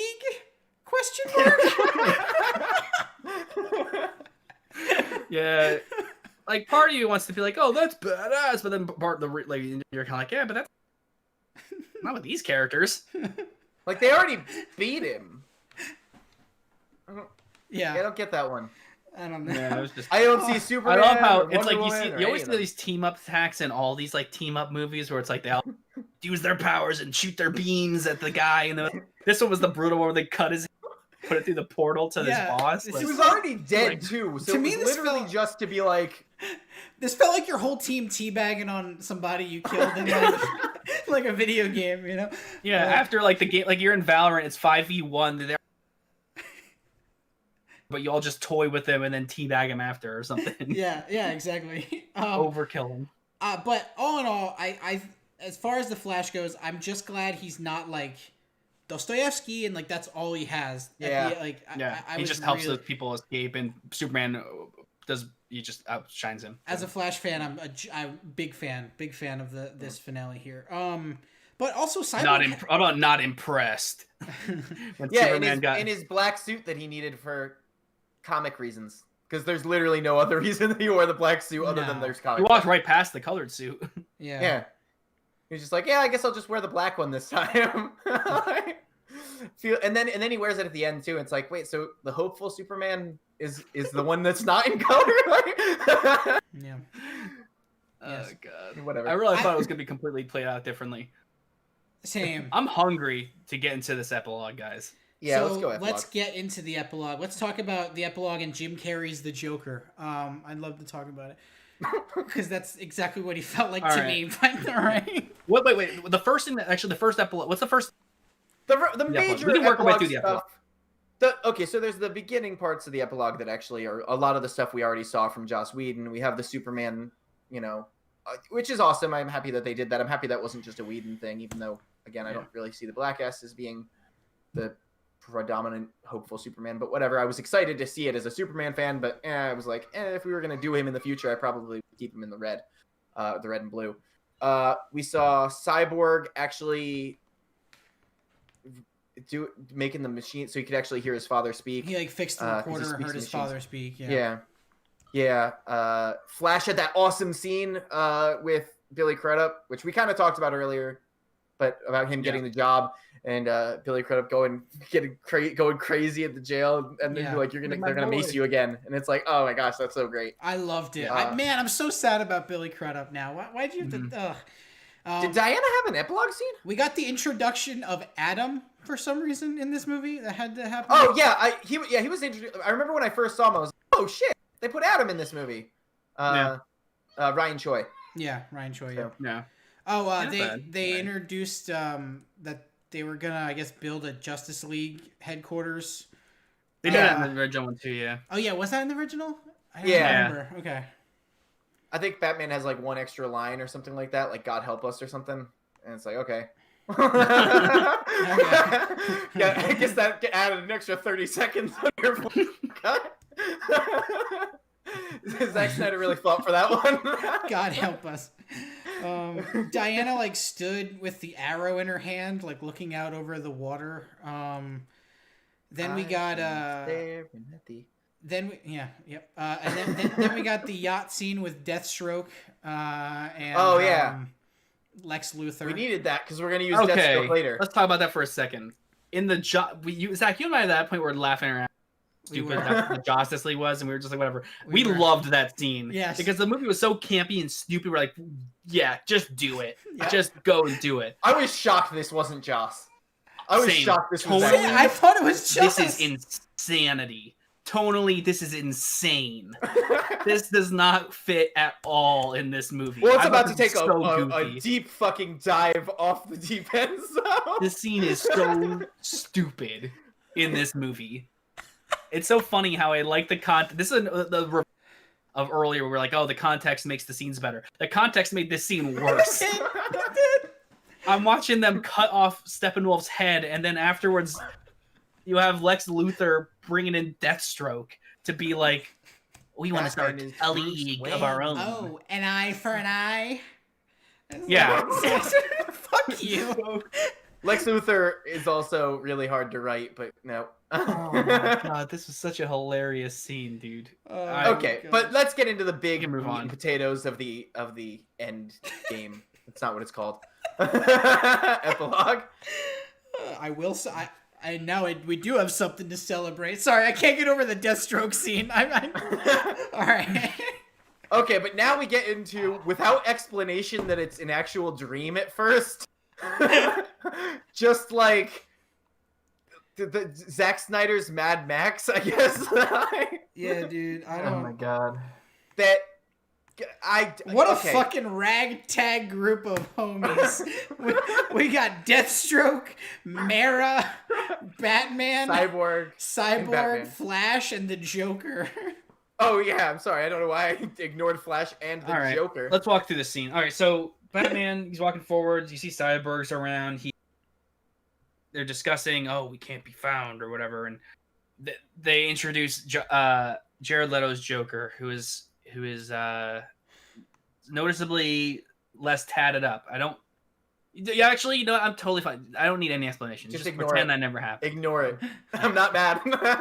Okay, let's talk about Jared Leto's Joker, because I know this is probably that's the main here, and we're going to do this like an hour, minutes into this podcast, but we probably should have led with this because this is what everyone wants to hear about. We don't live in a society. There's some people we don't. That was very clever, Mark. I thought we lived in a society. Apparently, Jared Leto ad-libbed it on set, and then they made T-shirts, and the T-shirt proceeds went to like suicide prevention. So that's awesome. Like, you know, but Zack Snyder, still dumb fucking line. I love that Zack Snyder like unironically called the line genius. They cut it from the movie, though. I think you probably got the content. Anyway, okay, so let's discuss. I want to get your thoughts. Yay, we're gonna discuss this deeper. We're not gonna leave it here, but I want to get a quick thing. Yay or nay on Jared Leto's Joker here? Aside from one, nope. Yay or nay, and then we'll get into deeper thing. I just want to do this. It's fun. It's a fun podcast thing. Nay. Yay. Nay. They're like the least enthusiastic yay I've ever given in my entire life. I'm with you on yay. I just want to. I with the exception of one line that I find homophobic and weird, actually trying to present homosexuality or homosexual things as a creepy thing, which I think is fucked up, wrong, and extremely regressive. I agree. He still is like, okay, he's not the fucking Joker still, I guess, kinda. I like his interaction with Batman, except for I don't fucking like Batman in this epilogue at all. I want to get into this too because I'm a big fan of I like him taunting Batman about the death of Robin. So here's my take on this whole thing. I've seen a lot of people saying that this is the greatest interaction between Batman and Joker ever, and I feel like it's just so much fluff. This is very little substance going on here. Like I don't buy that this is the best. And I will say at the very least, it isn't the most overused and common Batman Joker conversation. I feel like that's true. That like where like it's like talking about like, or they do get a little bit into like, oh, you're my best friend, or I need you. But it feels a little more stuff. Me. They need each other or whatever. They hint at it a little bit, but it's not so over the top with it. But the conversation really just feels like so like it's weird because it feels like Zack Snyder just wanted to have a conversation with them, and it has nothing to do with what's going on. We don't have any context on what they need him for. I don't understand the conversation. I also really hate seeing Batman say, "I will fucking kill you." I can't. Yep. It's just that's not Batman. I understand, and if he was going to, why hasn't he done it till? That just makes. No sense but that's the point. Like I think the point they make is then Joker calls him out on the bluff, calls his bluff. He's like shaking, and he's like, "Oh, yeah, howdy there for a second." Like, he isn't gonna actually do it. So like, and then it kind of. But he kills people. It doesn't make sense. But exactly, because because the thing is like it's right because Joker henchman. Batman. would say I wouldn't put it totally against Batman to say that to him, just a fear tactic to get in his head, because they're always playing mind games with each other, but he obviously never would. But the problem is he's just guns down random people all the time. Yeah. Now just to talk about his mannerisms, the way he speaks, it's very different from any other take.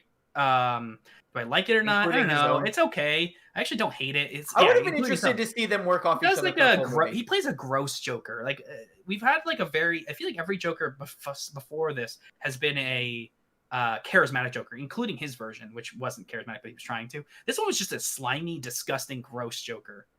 And I kind of liked that. It was a little bit different. That's why I went yay, because like I was like, okay, at least this is a different take. They're doing like a really gross, like his teeth are all, I don't even know, did he have teeth? Were they red? Like, what was going on with his teeth? He had like medical gloves on for some reason. It just felt very gross on all. He was disgusting. Yeah. And I was like, okay, that's like a different take. It's not like he's not just doing Heath Ledger. He's not doing the weird, I don't know, like rock star version he did in the last one. It's just like it's gross, like he was slimy and it was repulsive to look at. And they even kind of didn't focus on him at times. And I was like, okay, at least like, you know, I would have been interested in seeing a full movie with them. Not that I'm confident it would have been great, but I would have been interested to see, because I think Jared Leto is a really good actor sometimes. Like, yeah, I agree. Yeah. So that's why I'm kind of like, meh. The conversation really meant nothing. But let's talk about the real. I mean, this theme is bad, like no pun intended, bad shit crazy. I thought it was terrible. I actually hated the nightmare sequence. But let's really get into the worst part of it, which is, and I want you to get into this, Alan, because you already basically said it, but why are we doing Injustice? I don't want this. Do Superman right. Injustice is a fun video game with a stupid as fuck storyline if you care about Superman, Wonder Woman, literally almost any character. I almost feel like Wonder Woman is written more offensively than Superman. Superman, I don't care if you kill Metropolis. I don't care if you kill Lois. I don't care if you kill his unborn son, which they certainly are slightly implying with the fact that Lois had a pregnancy test earlier. I'm sure that that's the implication, is that it is the Injustice timeline where everything has been fucked. And then, but like, it's not even like it's not even like they're saying Apocalypse is, it's not even Injustice.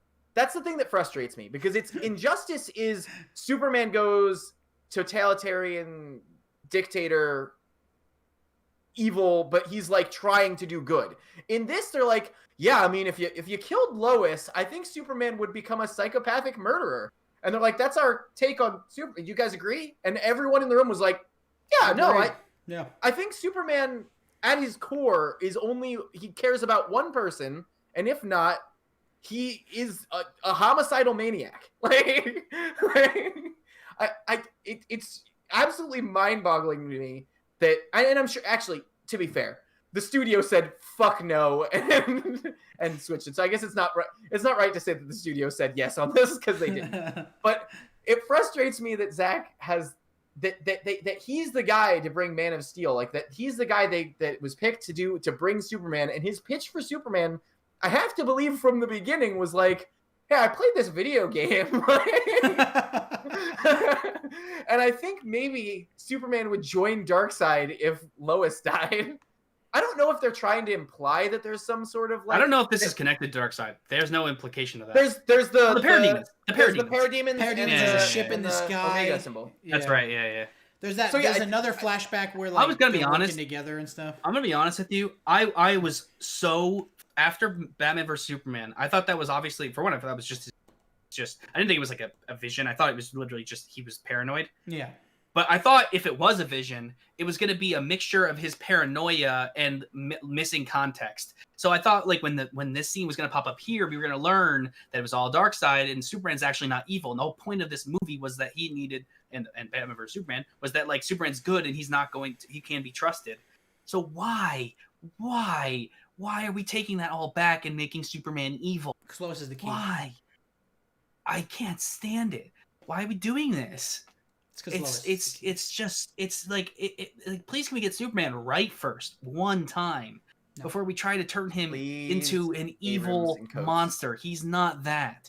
Injustice is not a canon comic book, and it's also not a very good comic book. It's like, it drives me crazy. It misunderstands the characters. It's just these Elseworld random characters. And purposefully so that they can make a story in which you play as these characters make them against fight each other, and it's like, whatever. I understand why we make Superman evil, because they even show in this movie how powerful Superman is and how much more, like, how interesting Superman would be as a villain. At this point, it's been done to death, and it's stupid. I actually think a more interesting story would probably be, but it would also be a bastardization of any character you decide to turn evil. But if you made Batman evil, I think it would be a more interesting story, because, you know, you'd have a character problem is he that's doesn't not have super strength and flies or whatever, so they want Yeah. to make the big explosion fight. Yeah, no, I'm saying that because I agree. it's Though. been I done to agree. death. I agree. I Like agree. at this point, it's stupid. It's overplayed, and it continues to perpetuate the fact that Superman is some government hero that, like, is is also just, it portrays Superman as this evil character that he's not, or that he's only his powers, when Superman is so much more interesting, so much more about who he is as a person, as I'm going to say human, because even though he's not physically human, he is. Like, he grew up on a farm as Clark Kent. He's more of a human. It's actually a line from Joss Whedon's Justice League, which I actually liked, where Batman says, like, he's more of a human than I was. Like, and I actually, I think that's a really good understanding of both of those characters. Yeah. Agreed.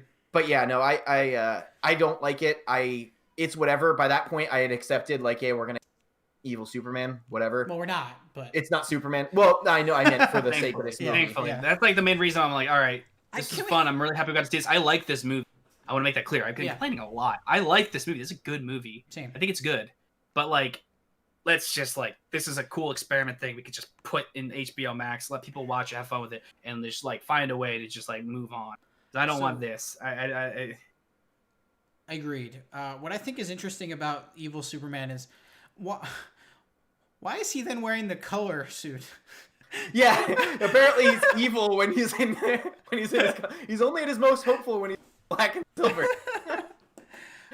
So that is almost the end of the epilogue. I said almost One the more end because scene. we have one more scene. I want to fix this scene then. Go ahead. Fix it. Do it. Go ahead. Explain the Martian scene. Batman wakes up, walks outside. Martian Manhunter walks out, flies down to him from the sky. He says, "Hey, you're gonna need some help. Oh, by the way, my name is Martian Manhunter, They call me Martian Manhunter. the Human Slayer. Wait, what? You're going- from Mars? That's what you're going with. Okay. All right. And you kill humans? Why didn't you just say my name is John? Yeah, exactly. My Or name is John. let him know that he's been and you've worked with me. Well, It makes maybe he no hasn't. sense why he would call himself Martian Manhunter. Exactly. You know That's one of those things where it feels like somebody would be like, "That's like the Martian Manhunter," and they just kind of, the name just kind of sticks. I was so excited when I first saw Batman wake up from his Superman nightmare and saw a cape coming down, because I thought we were gonna get a cool Batman and Superman scene Yes, where Batman okay. knows what's gonna happen, but Yes. he still treats Clark as a friend because that's who Yes. he is. I was so excited, and then we Yes. got. And by the way, on Martian other Manhunter. worlds, they call me Martian Manhunter, Alan, which means you nothing. just hard read my fix. What I was hoping for, I felt the same way. I saw the cape falling down. I was like, I think we all thought that's what it we're was. actually gonna have a Batman and Superman friendship moment. I needed it so bad after he had this vision that he still has faith in Superman and they're still friends. And I wanted them to have a. I thought Batman was gonna tell him about it. Yeah. And I was like, that's what I wish he did. That would blow everyone's expectations, because no one would expect Batman would. Because the whole movie was about him gaining trust in Superman and other people. I thought Superman was going to come down. They were going to have a conversation about everything that's going on. Superman just to kind of thank him and have him understanding, so they can build an actual friendship, because these characters are supposed to be like really close, and like they have more faith in each other than like any other DC characters, because like that's why Superman gives Batman the kryptonite in case something happens. I thought maybe that was going to happen. I thought that was what was going to happen. I thought it was going to be a scene where Batman and Superman have a conversation, and Batman openly tells him what he dreamed about, what he's been seeing. And then he tells him about Flash. And then Superman understands, and they look to work together to change it. They look to work together to change it. Yeah. And he gives him kryptonite, or they find a way to give him kryptonite or something. Yeah. Because he trusts Batman. Yeah. I think that would have been way better. I expected that That's we were what gonna I go full, thought was. That would be an amazing post-credit scene because we don't have Batman Superman moments at all. We never had one. I expected we were going to go full injustice with it and just be like, hey, by the way, Lois is pregnant. Like, weirdly shoehorn that into the yeah, I like your version. They did say that, though, didn't they? Didn't they say Lois was pregnant? Did they? She's holding... No, they don't say it. She's holding a bassinet, though. And then Bruce goes, congratulations to Clark, right? He, like, says congratulations. I think it was... Oh, I think you could have taken that as on the house getting back, I guess. Yeah. Oh, okay. Yeah, I agree. I think I don't know. It is certainly hinted at multiple times she is pregnant, though. Which I guess she was pregnant before he died, because the pregnancy test. But we said we got this weird, goofy Martian Manhunter post-credit scene that... But Ben Affleck's face is, like, so priceless because he looks the way we're looking. Yes, he does. Okay. That means nothing. It's the equivalent of, and I talked of if the Avengers ended and they had that post-credit scene with Thanos and he turned around and he just said, and by the way, I'm Thanos. Like, people are going to look it up. If you don't trust your audience to know it's Martian Manhunter, they'll look it up. It's stupid. By the way, I'm Thanos. That means nothing to Batman. No, in fact, that's the one... Calling yourself Manhunter is the one way to make Batman not want to team up with you. He had a big grudge against an alien in both of his movies. Oh my god. Alright, I guess final thoughts on Zack Snyder's Justice League. I liked it. I think it's definitely better than the original theatrical cut. Mm-hmm. A lot was added that made the characters better. Some of them not so, but you know, a lot of them were better. And I don't know. I'm glad. I think all in all, overall, I'm very glad we got to see this. And overall, I'm very glad Zack Snyder got to finish the vision for this movie that he Absolutely. wanted. But overall, I also think I'm glad that this is not necessarily the way they're going. Because I am excited about some of them. Who knows? They don't even know. But I think they don't know either, honestly. But I am excited for like the new projects coming down the way. Like so, you know, there's that as well. What about you guys? Final thoughts? Yeah, I liked this movie. I know I complained a lot. Easy. There's a lot of nitpicks and things that are just really drove me crazy about this movie. But overall, I liked it. I thought like everything you said, Zach, like the more fleshed out, everything kind of felt like with the added context of any given scene, it made scenes that I was really confused about in the last one make sense now. Yeah. So that was cool. Like everything kind of just making sense now. And I liked what they did with the characters. I think Flash and Cyborg were standout, awesome characters. Okay.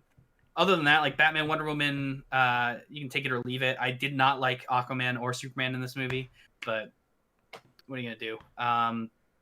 And I overall, it's a fine movie. I wish I could rewatch it, but I just don't. It's 4 hours, man. Exactly. I don't know if I can rewatch it. I wish there was another cut. You know, like a Snyder shortcut. You know, like what really would have happened? What Warner Brothers would have cut out if they let him still kind of do his movie, so I could rewatch it. I'll just rewatch some scenes I like. But I thought it was cute. I'd give it like a 6.5 out of 10. Which, if you go by our rating scale, 5 means like average. Anything over a 5 means we liked it or it's good. So 6.5 is good. I think for context, I think I gave Endgame a 7. So like, you know, I like it. Yeah, I was actually right at 6.5. As well. I think before I was like 6.5, 7. I think 6.5 is probably where I'm landing. Alan? This is not a movie. It's something. I feel very confident saying something like this will never ever happen again. No. Like, and it's the best thing Zack Snyder has ever done. Like, in my opinion, like of all the things that I've seen of his, I think this is the best thing he's ever done. I agree. Probably, yeah. Should Zack Snyder make movies ever? I don't know, because I don't know that he can make something within the boundaries of what a movie should be. Because when you look at like Batman versus Superman, you can already see that the extended edition is still not good. But it's infinitely better when he's allowed to get a little bit more wiggle room. Clearly here, he's allowed all the wiggle room in the world. But he's never, ever gonna be allowed to do this again. Like, see, I think that hang up your coat. When it comes to streaming platforms, I think something, not this exact set of circumstances, but I think this long form of like movie storytelling is gonna find a home. I think in streaming services. So like, I don't think that this like the 4-hour movie's over. You know what I mean? Like I think we're gonna see stuff this long. I do. I think we could see miniseries, but this isn't a miniseries. This doesn't have established episodes. Even with the parts, they connect too much to be episodes. This is made to be watched in a single sitting as a movie. This was not not made. Yeah, it's made to be watched. I mean, you can watch it in parts if you can't sit through 4 hours if you don't have. But this movie was designed to be watched part 1, Act 1, Act 2, Act 3 is like a movie, you know. This was such a fun and weird, interesting experience that I don't think I'm gonna get again. I'm giving it a 7 off of just happiness that I got to experience something like this, knowing, like I said, that I feel very confident we're not wasting to this degree. Okay. I don't think we're ever gonna get something like this again. Yeah, especially with superheroes. Yeah, wasting 6 hours of my day watching the Justice League original and this back to back was a crazy experience. I felt very burnt out. Maybe like 2 hours into the movie, just because like that was an hour of watched 4 hours straight. But it was such a cool experience, just like watching like, wow, that's now different, and that's so much better now, and that's different, and I can see what they were doing now, and seeing what was changed, and the context, as you were saying earlier, around how like tonally this is so different in this scene, but now it works better in this scene because tonally it's different, and it's that stuff, and like even adding one line in certain areas, it's like the scene is so much better now, and that was like really cool. I thought it was a fun experience. I'm happy I watched it. I don't know if I'll rewatch it because it's 4 hours. I'll probably watch some scenes. I'm really happy it happened, and I'm happy Zack got the chance to finish his vision. He absolutely deserved it. He kind of got really boned by Warner Brothers in this whole ordeal, and I feel very happy for him, and happy he was able to do and have that shout out for obviously his daughter and his family. Yeah, it's tragic. Yeah. Happy for him. We know we like to meme about him a lot. We make a lot of jokes. We'll probably continue to make jokes about him, of course. But it's ingested. He seems like a genuinely good guy. He does. Certainly better than Joss Whedon. Yes, that's not hard to be, actually. But to be fair, Zack does seem like a really nice guy. Amazed that between 2 Justice League movies, it took them $370 million to make them. So, I mean, that's just so much money. Wow. Okay, so if you are watching this live on YouTube, we're going to be having a Q&A after we wrap up here. If you're watching this if you're listening to this on Spotify, or if you're listening to this on iTunes podcast, you're not going to be able to hear the Q&A. So make sure to step on over to our YouTube channel to catch that Q&A live when we do go live with the RAZZLEcast. So hop on over to our YouTube channel, youtube.com/RAZZLEmedia. Subscribe, hit that notification bell, and it'll tell you when we're live doing RAZZLecasts. Guys, we're going to wrap up the RAZZLEcast here. Then we're going to do the Q&A. So guys, anything you'd like to plug before we say so long on RAZZLEcast? Alan, anything you want to plug? Oh, okay. Did I have anything new out since the last podcast? I don't think I do. You can definitely check out all of our videos. We have commentaries and stuff, which I'm sure Ryan will plug. But hold on, my thing got all weird. I don't know what happened. Did I disappear? Yes. Yeah. Camera turned off. I'm sorry. My bad. I don't know if that screwed up everything. So it probably did. No, we're fine. Okay. Sorry about that. Yeah, you can find me on Twitter at Alan Havens, and definitely check out some of our videos, which I'm sure they'll plug. Ryan, anything you'd like to plug, sir? Yeah, please follow me on Twitter at Ryan_Havens. I like to tweet on there about stuff all the time. Check out the commentaries. I have to tell you that. I mean, if you're here, you'll probably watch the commentaries, but check them out. They're fun. We have a bunch of stuff coming out soon. We're working really, really hard. Yeah. Like really, really hard right now. But it's been a lot of fun. I've been really enjoying it. So thank you so much. Like the video. Like this. It helps us, even if you can't help us with monetary likes, it huge. Subscribe, notification if you want to see our stuff. Notification bell. Smash that bell. Which is huge because we've been going live a lot more lately. Yeah. Follow me on Twitter at IamHour. Follow Razzle on Twitter at Razzle Media. Come over here to our YouTube channel. Hit that notification bell. Subscribe. Hit that like button. Share with your friends. Tell everyone all the good news about Razzle. We're pretty great, and we work really hard for YouTube, and we just really it means so much that you guys are giving us so much more of your eyeballs, so much more of your viewership. It means so much to us. So thank you. Links to everything we discussed, including the newest commentary, will be in the description box for the podcast. And yeah, we're really glad that you guys could join us, and we'll see you next time. End scene. Q&A. End scene. Sorry, Q&A. I didn't give you any time to cut worries. that in the edit. I still want everyone to think we were leaving. All right. Q&A, guys. We're talking to you now directly. You guys can ask us anything. It doesn't have to be about this. I don't really about anything, right? Yeah, Hey, we're just kind of hanging. I mean, what questions could you have about this? We just kind of talked about everything, but whatever you guys got, let's hear it. And For a definitely, little bit. it's probably not going to be a long Q&A session, but if you do a super chat, we'll make sure we hit those. As long as it's not like while we're saying goodbye. Ben, were there any questions that we should hit? Anything? Well, it's going to take him a minute to probably... Yeah, it'll take him a minute or two. Doing well, Ben. How are you? We're well, doing chat? great. We're doing super swell. Maggie Mags, thank you for watching and sticking around. That's all that we don't need. We don't need to get money from we don't need money from you guys. Obviously we need those. we need money eyeballs. to make this, hopefully make this into a career eventually. But just you being here, liking, commenting, being a part of the chat, being part of everything, and part of the community, that's enough. They asked what your favorite Pixar character is. I see that right there by Pokemon. Your Wow. Pixar character? That's hard. I don't know. Woody. I don't really know if I have a favorite Pixar character. Yeah, I don't know if I could. Woody. I don't know. Ratatouille is my favorite Pixar movie, so I guess It's- Remy. Yeah. But I don't know if that's not. Don't hold me It's to Woody. that. If I ever. Yeah, did, I don't know. I don't really know if I could. I guess like Ratatouille's a Pixar movie. I guess I'd go with Linguini. Yeah, it's Woody is my answer. Yeah, Woody's cool. Toy too. Story is one of my favorite movies, and Alan likes Woody. Woody guy. big Woody guy, man. They also asked if I've also you've seen seen Moonwalker and whether we do a commentary for it. I've never seen Moonwalker, Never seen it. and I love suggestions. So Yeah, we'll take suggestions. I'm not going to tell you whether or not we never will confirm whether we're doing a commentary on anything based on suggestions. Unfortunately, we're going to keep you guessing on those. but if you have But more suggestions, it's hop on over to our noted. Discord channel and let us know.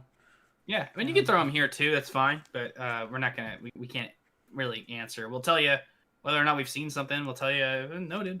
But we're never gonna tell you what we're doing. Unfortunately. Woodman. Alan's a woodman. Zach, I have a question for you. Yeah. How you feeling after the pickle incident? Feel good. Had a couple Overall, days. like you're. Had a couple days of rough tummies. Rough tummies. Rough tummies, but other than that, I'm feeling good. I have not had a pickle since. Don't know how long it's gonna take. Are we gonna do more Minecraft on stream? Yes. That's been a really fun one for me personally. I don't know how you guys feel. I love the Minecraft streams just because they're Same. very chill. Mhm. I like playing competitive games a lot. Like I really do. We love playing Overwatch and Valorant and stuff. But I really like I never even really liked Minecraft. I mean, I liked it a long time. I like doing the Minecraft streams just because it's so chill. We're just kind of hanging out with chat, talking, hanging out with each other. If it were up to me, I love doing them so far. But we still have all those shrines we have to build. Exactly. Yeah, we're not giving up on Minecraft till we build those shrines. So. Yeah. What movie was movie the was- toughest to comment on? I like as a question. You mean like the commentary, like to do the commentary? Doing the commentaries, I believe, is the question. Probably F the Prom. That's like the easiest go to, I think, just because that movie was just so unbelievably.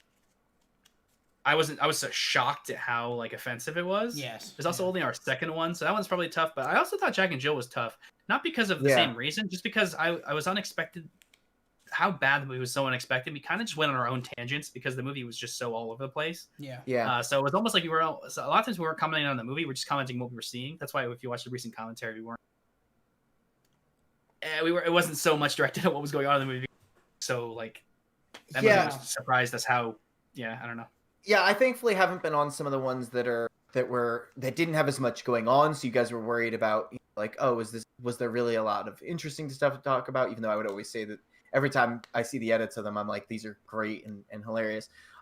Jack and Jill was probably the toughest for me, not for a lot of the same reasons you were saying. It was just kind of like, it was weirdly bad. There was that whole part where there's a lot of stuff that's very uncomfortable in that movie, and it's those are not easy to comment on because the movie is being shitty and you don't really know. You feel, I don't know, I feel uncomfortable with some of the things that Sandler puts into his movies. That's my ad. Yeah, I mean, I don't know. I don't mind making.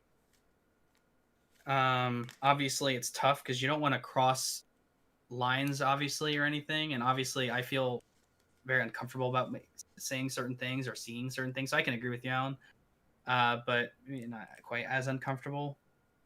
Like the Zach's joke in the last one, he made the Kobe joke or whatever, and I like that was like we reacted. All of us were like, no, but at the same time, I thought it was. No, I'm more or less mean when he plays into like racial stereotypes. Oh yes, we don't touch. And I find it very hard to play around those things where it's like, okay, I misunderstood. They're trying to make a joke out of something that I find horrendously offensive. Yeah. And I got to figure out a way to make this funny. Like usually that is where I feel uncomfortable. Yeah, usually we're just like, we steer clear of those. My bad. I misunderstood what you were saying. Yeah, I thought you were more referencing like the jokes we joke. No. Stuff like that.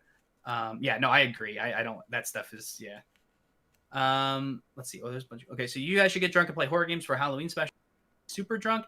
We never really get like I don't like to get super drunk because the problem with that is when I get super drunk, it gets to a point. Maybe it would be entertaining, but like it becomes incoherent. It becomes incoherent. I become less in control of myself, and I don't like being out of control of myself in front of a lot of people. So I don't know if I'll ever want to get super drunk. I mean, I trust myself. I'm not saying that, but like I don't think I think super drunk's kind of scary. We like to get drunk. We'll get drunk, nice, comfortable drunk. We'll get drunk. Yeah, I'm not saying I won't get drunk. Certainly, I got pretty drunk for Blart too. Yeah, but I don't know. Maybe down the line, especially playing games, it becomes a little bit harder. Like because, well, I don't know. Maybe that's part of the fun. I don't know. I'm certainly not saying that we would. Maybe down the line, but I don't know. It's hard to say now. The content would suffer. Because like I think maybe it would be entertaining for like a couple of seconds, but after that it would just be an incoherent babbling, and it really wouldn't be very fun to watch. I don't think. I like getting drunk to where like I'm like I feel it. I'm like getting like But like I still feel like I can make clever jokes. And I can get really loose. Yeah, I like it. It loosens me up. That's about it. That's how I look at it. Yeah. And we, but yeah. And then we make jokes about like Adam Sandler being thick and stuff. Like I probably wouldn't have made those jokes typically, but right. I mean, it's a fact, but it makes it fun. Yeah. It's on the brain. No. Let's see. Oh yeah, somebody's just some context. Somebody asked what was a racial joke in Jack and Jill. I mean, the one character was just a racial stereotype. Yeah, he does that with a lot of his movies. It's more stuff like that.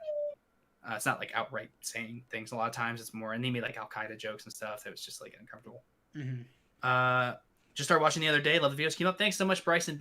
Yeah, we're working hard. We're keeping them as much as we can, but we want to make sure we're staying true to ourselves too, other than just the commentary. We love the commentaries, but doing stuff like this is a little different. This isn't like for everybody. Not everyone's subscribed to watch us talk about Justice League for 2 hours, but we want to do that stuff too. Mm-hmm. Azzy, am I gonna do more Animal Crossing stream? Yes, eventually, definitely. What commentary are you planning on doing next? I can't tell you because we're never gonna tell you. But we know what we're doing in mind, though, right? Yeah. What we're doing? I'm not in the next one. I'll tell you that me, Zach, and Ben are going to be on it, and a good friend of mine is going to be on it as well. He told me today that he can, so I didn't tell Zach that. So look forward to that. We're going to be recording that soon. It'll be out like early next week or something. something like that. Unless I'm a madman and edit really quick again. So, but look forward to it. Can't tell you what it is though. I'm very excited though. I know what it is, but won't tell you. See, I almost. It's gonna be a good. It's gonna be a good one. You have to be surprised. You're not. I'm not gonna tell you. I almost told my best friend. This is Maggie. I almost told my best friend. While watching Jack and Jill, I indicated what about that movie made me think that would be a good idea. But yeah, you know, Jack and Jill makes us all feel weird things. Yeah, we all feel weird things for Jill. Y'all got. Yeah. And female David Spade. I honestly. So. Female David Spade was stacked. Yeah, Austin Powers. We should drink to one. I don't know that we'll ever do Austin. I'm not gonna deny it. Maybe down the line, you know, there's only so many movies. Anything's possible. Actually, there's so many movies. You never know. Just it's kind of. I think the movies are good. I don't know, aren't they? Yeah. I like them so long. So. Yeah, Goldmember's It's more fun. It's more fun to do but... commentaries on like funny comedies that are trying to be funny and aren't actually funny. It's not really. If it's a movie that's actually gonna make me laugh, I don't know if Austin Powers. I haven't seen Austin Powers since a kid. I'm gonna be honest. So maybe the movies aren't gonna be bad. I don't know, but probably not gonna touch that. Maybe, you never know. Let's see. You guys should watch the shitty Sharknado films. Maybe. I'm not against it. Yeah, I've never seen the Sharknado movie, so.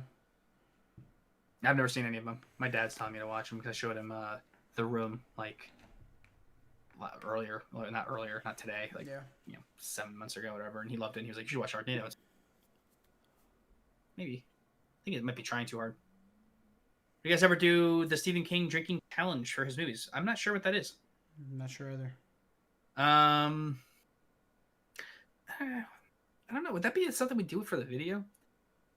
I like drinking more when I make up the rules. Otherwise, it just feels like I'm on a timer for when I can drink. I would probably like. There's some bad Stephen King movies that we could watch, but I don't think I want to follow a set of rules that other people set up.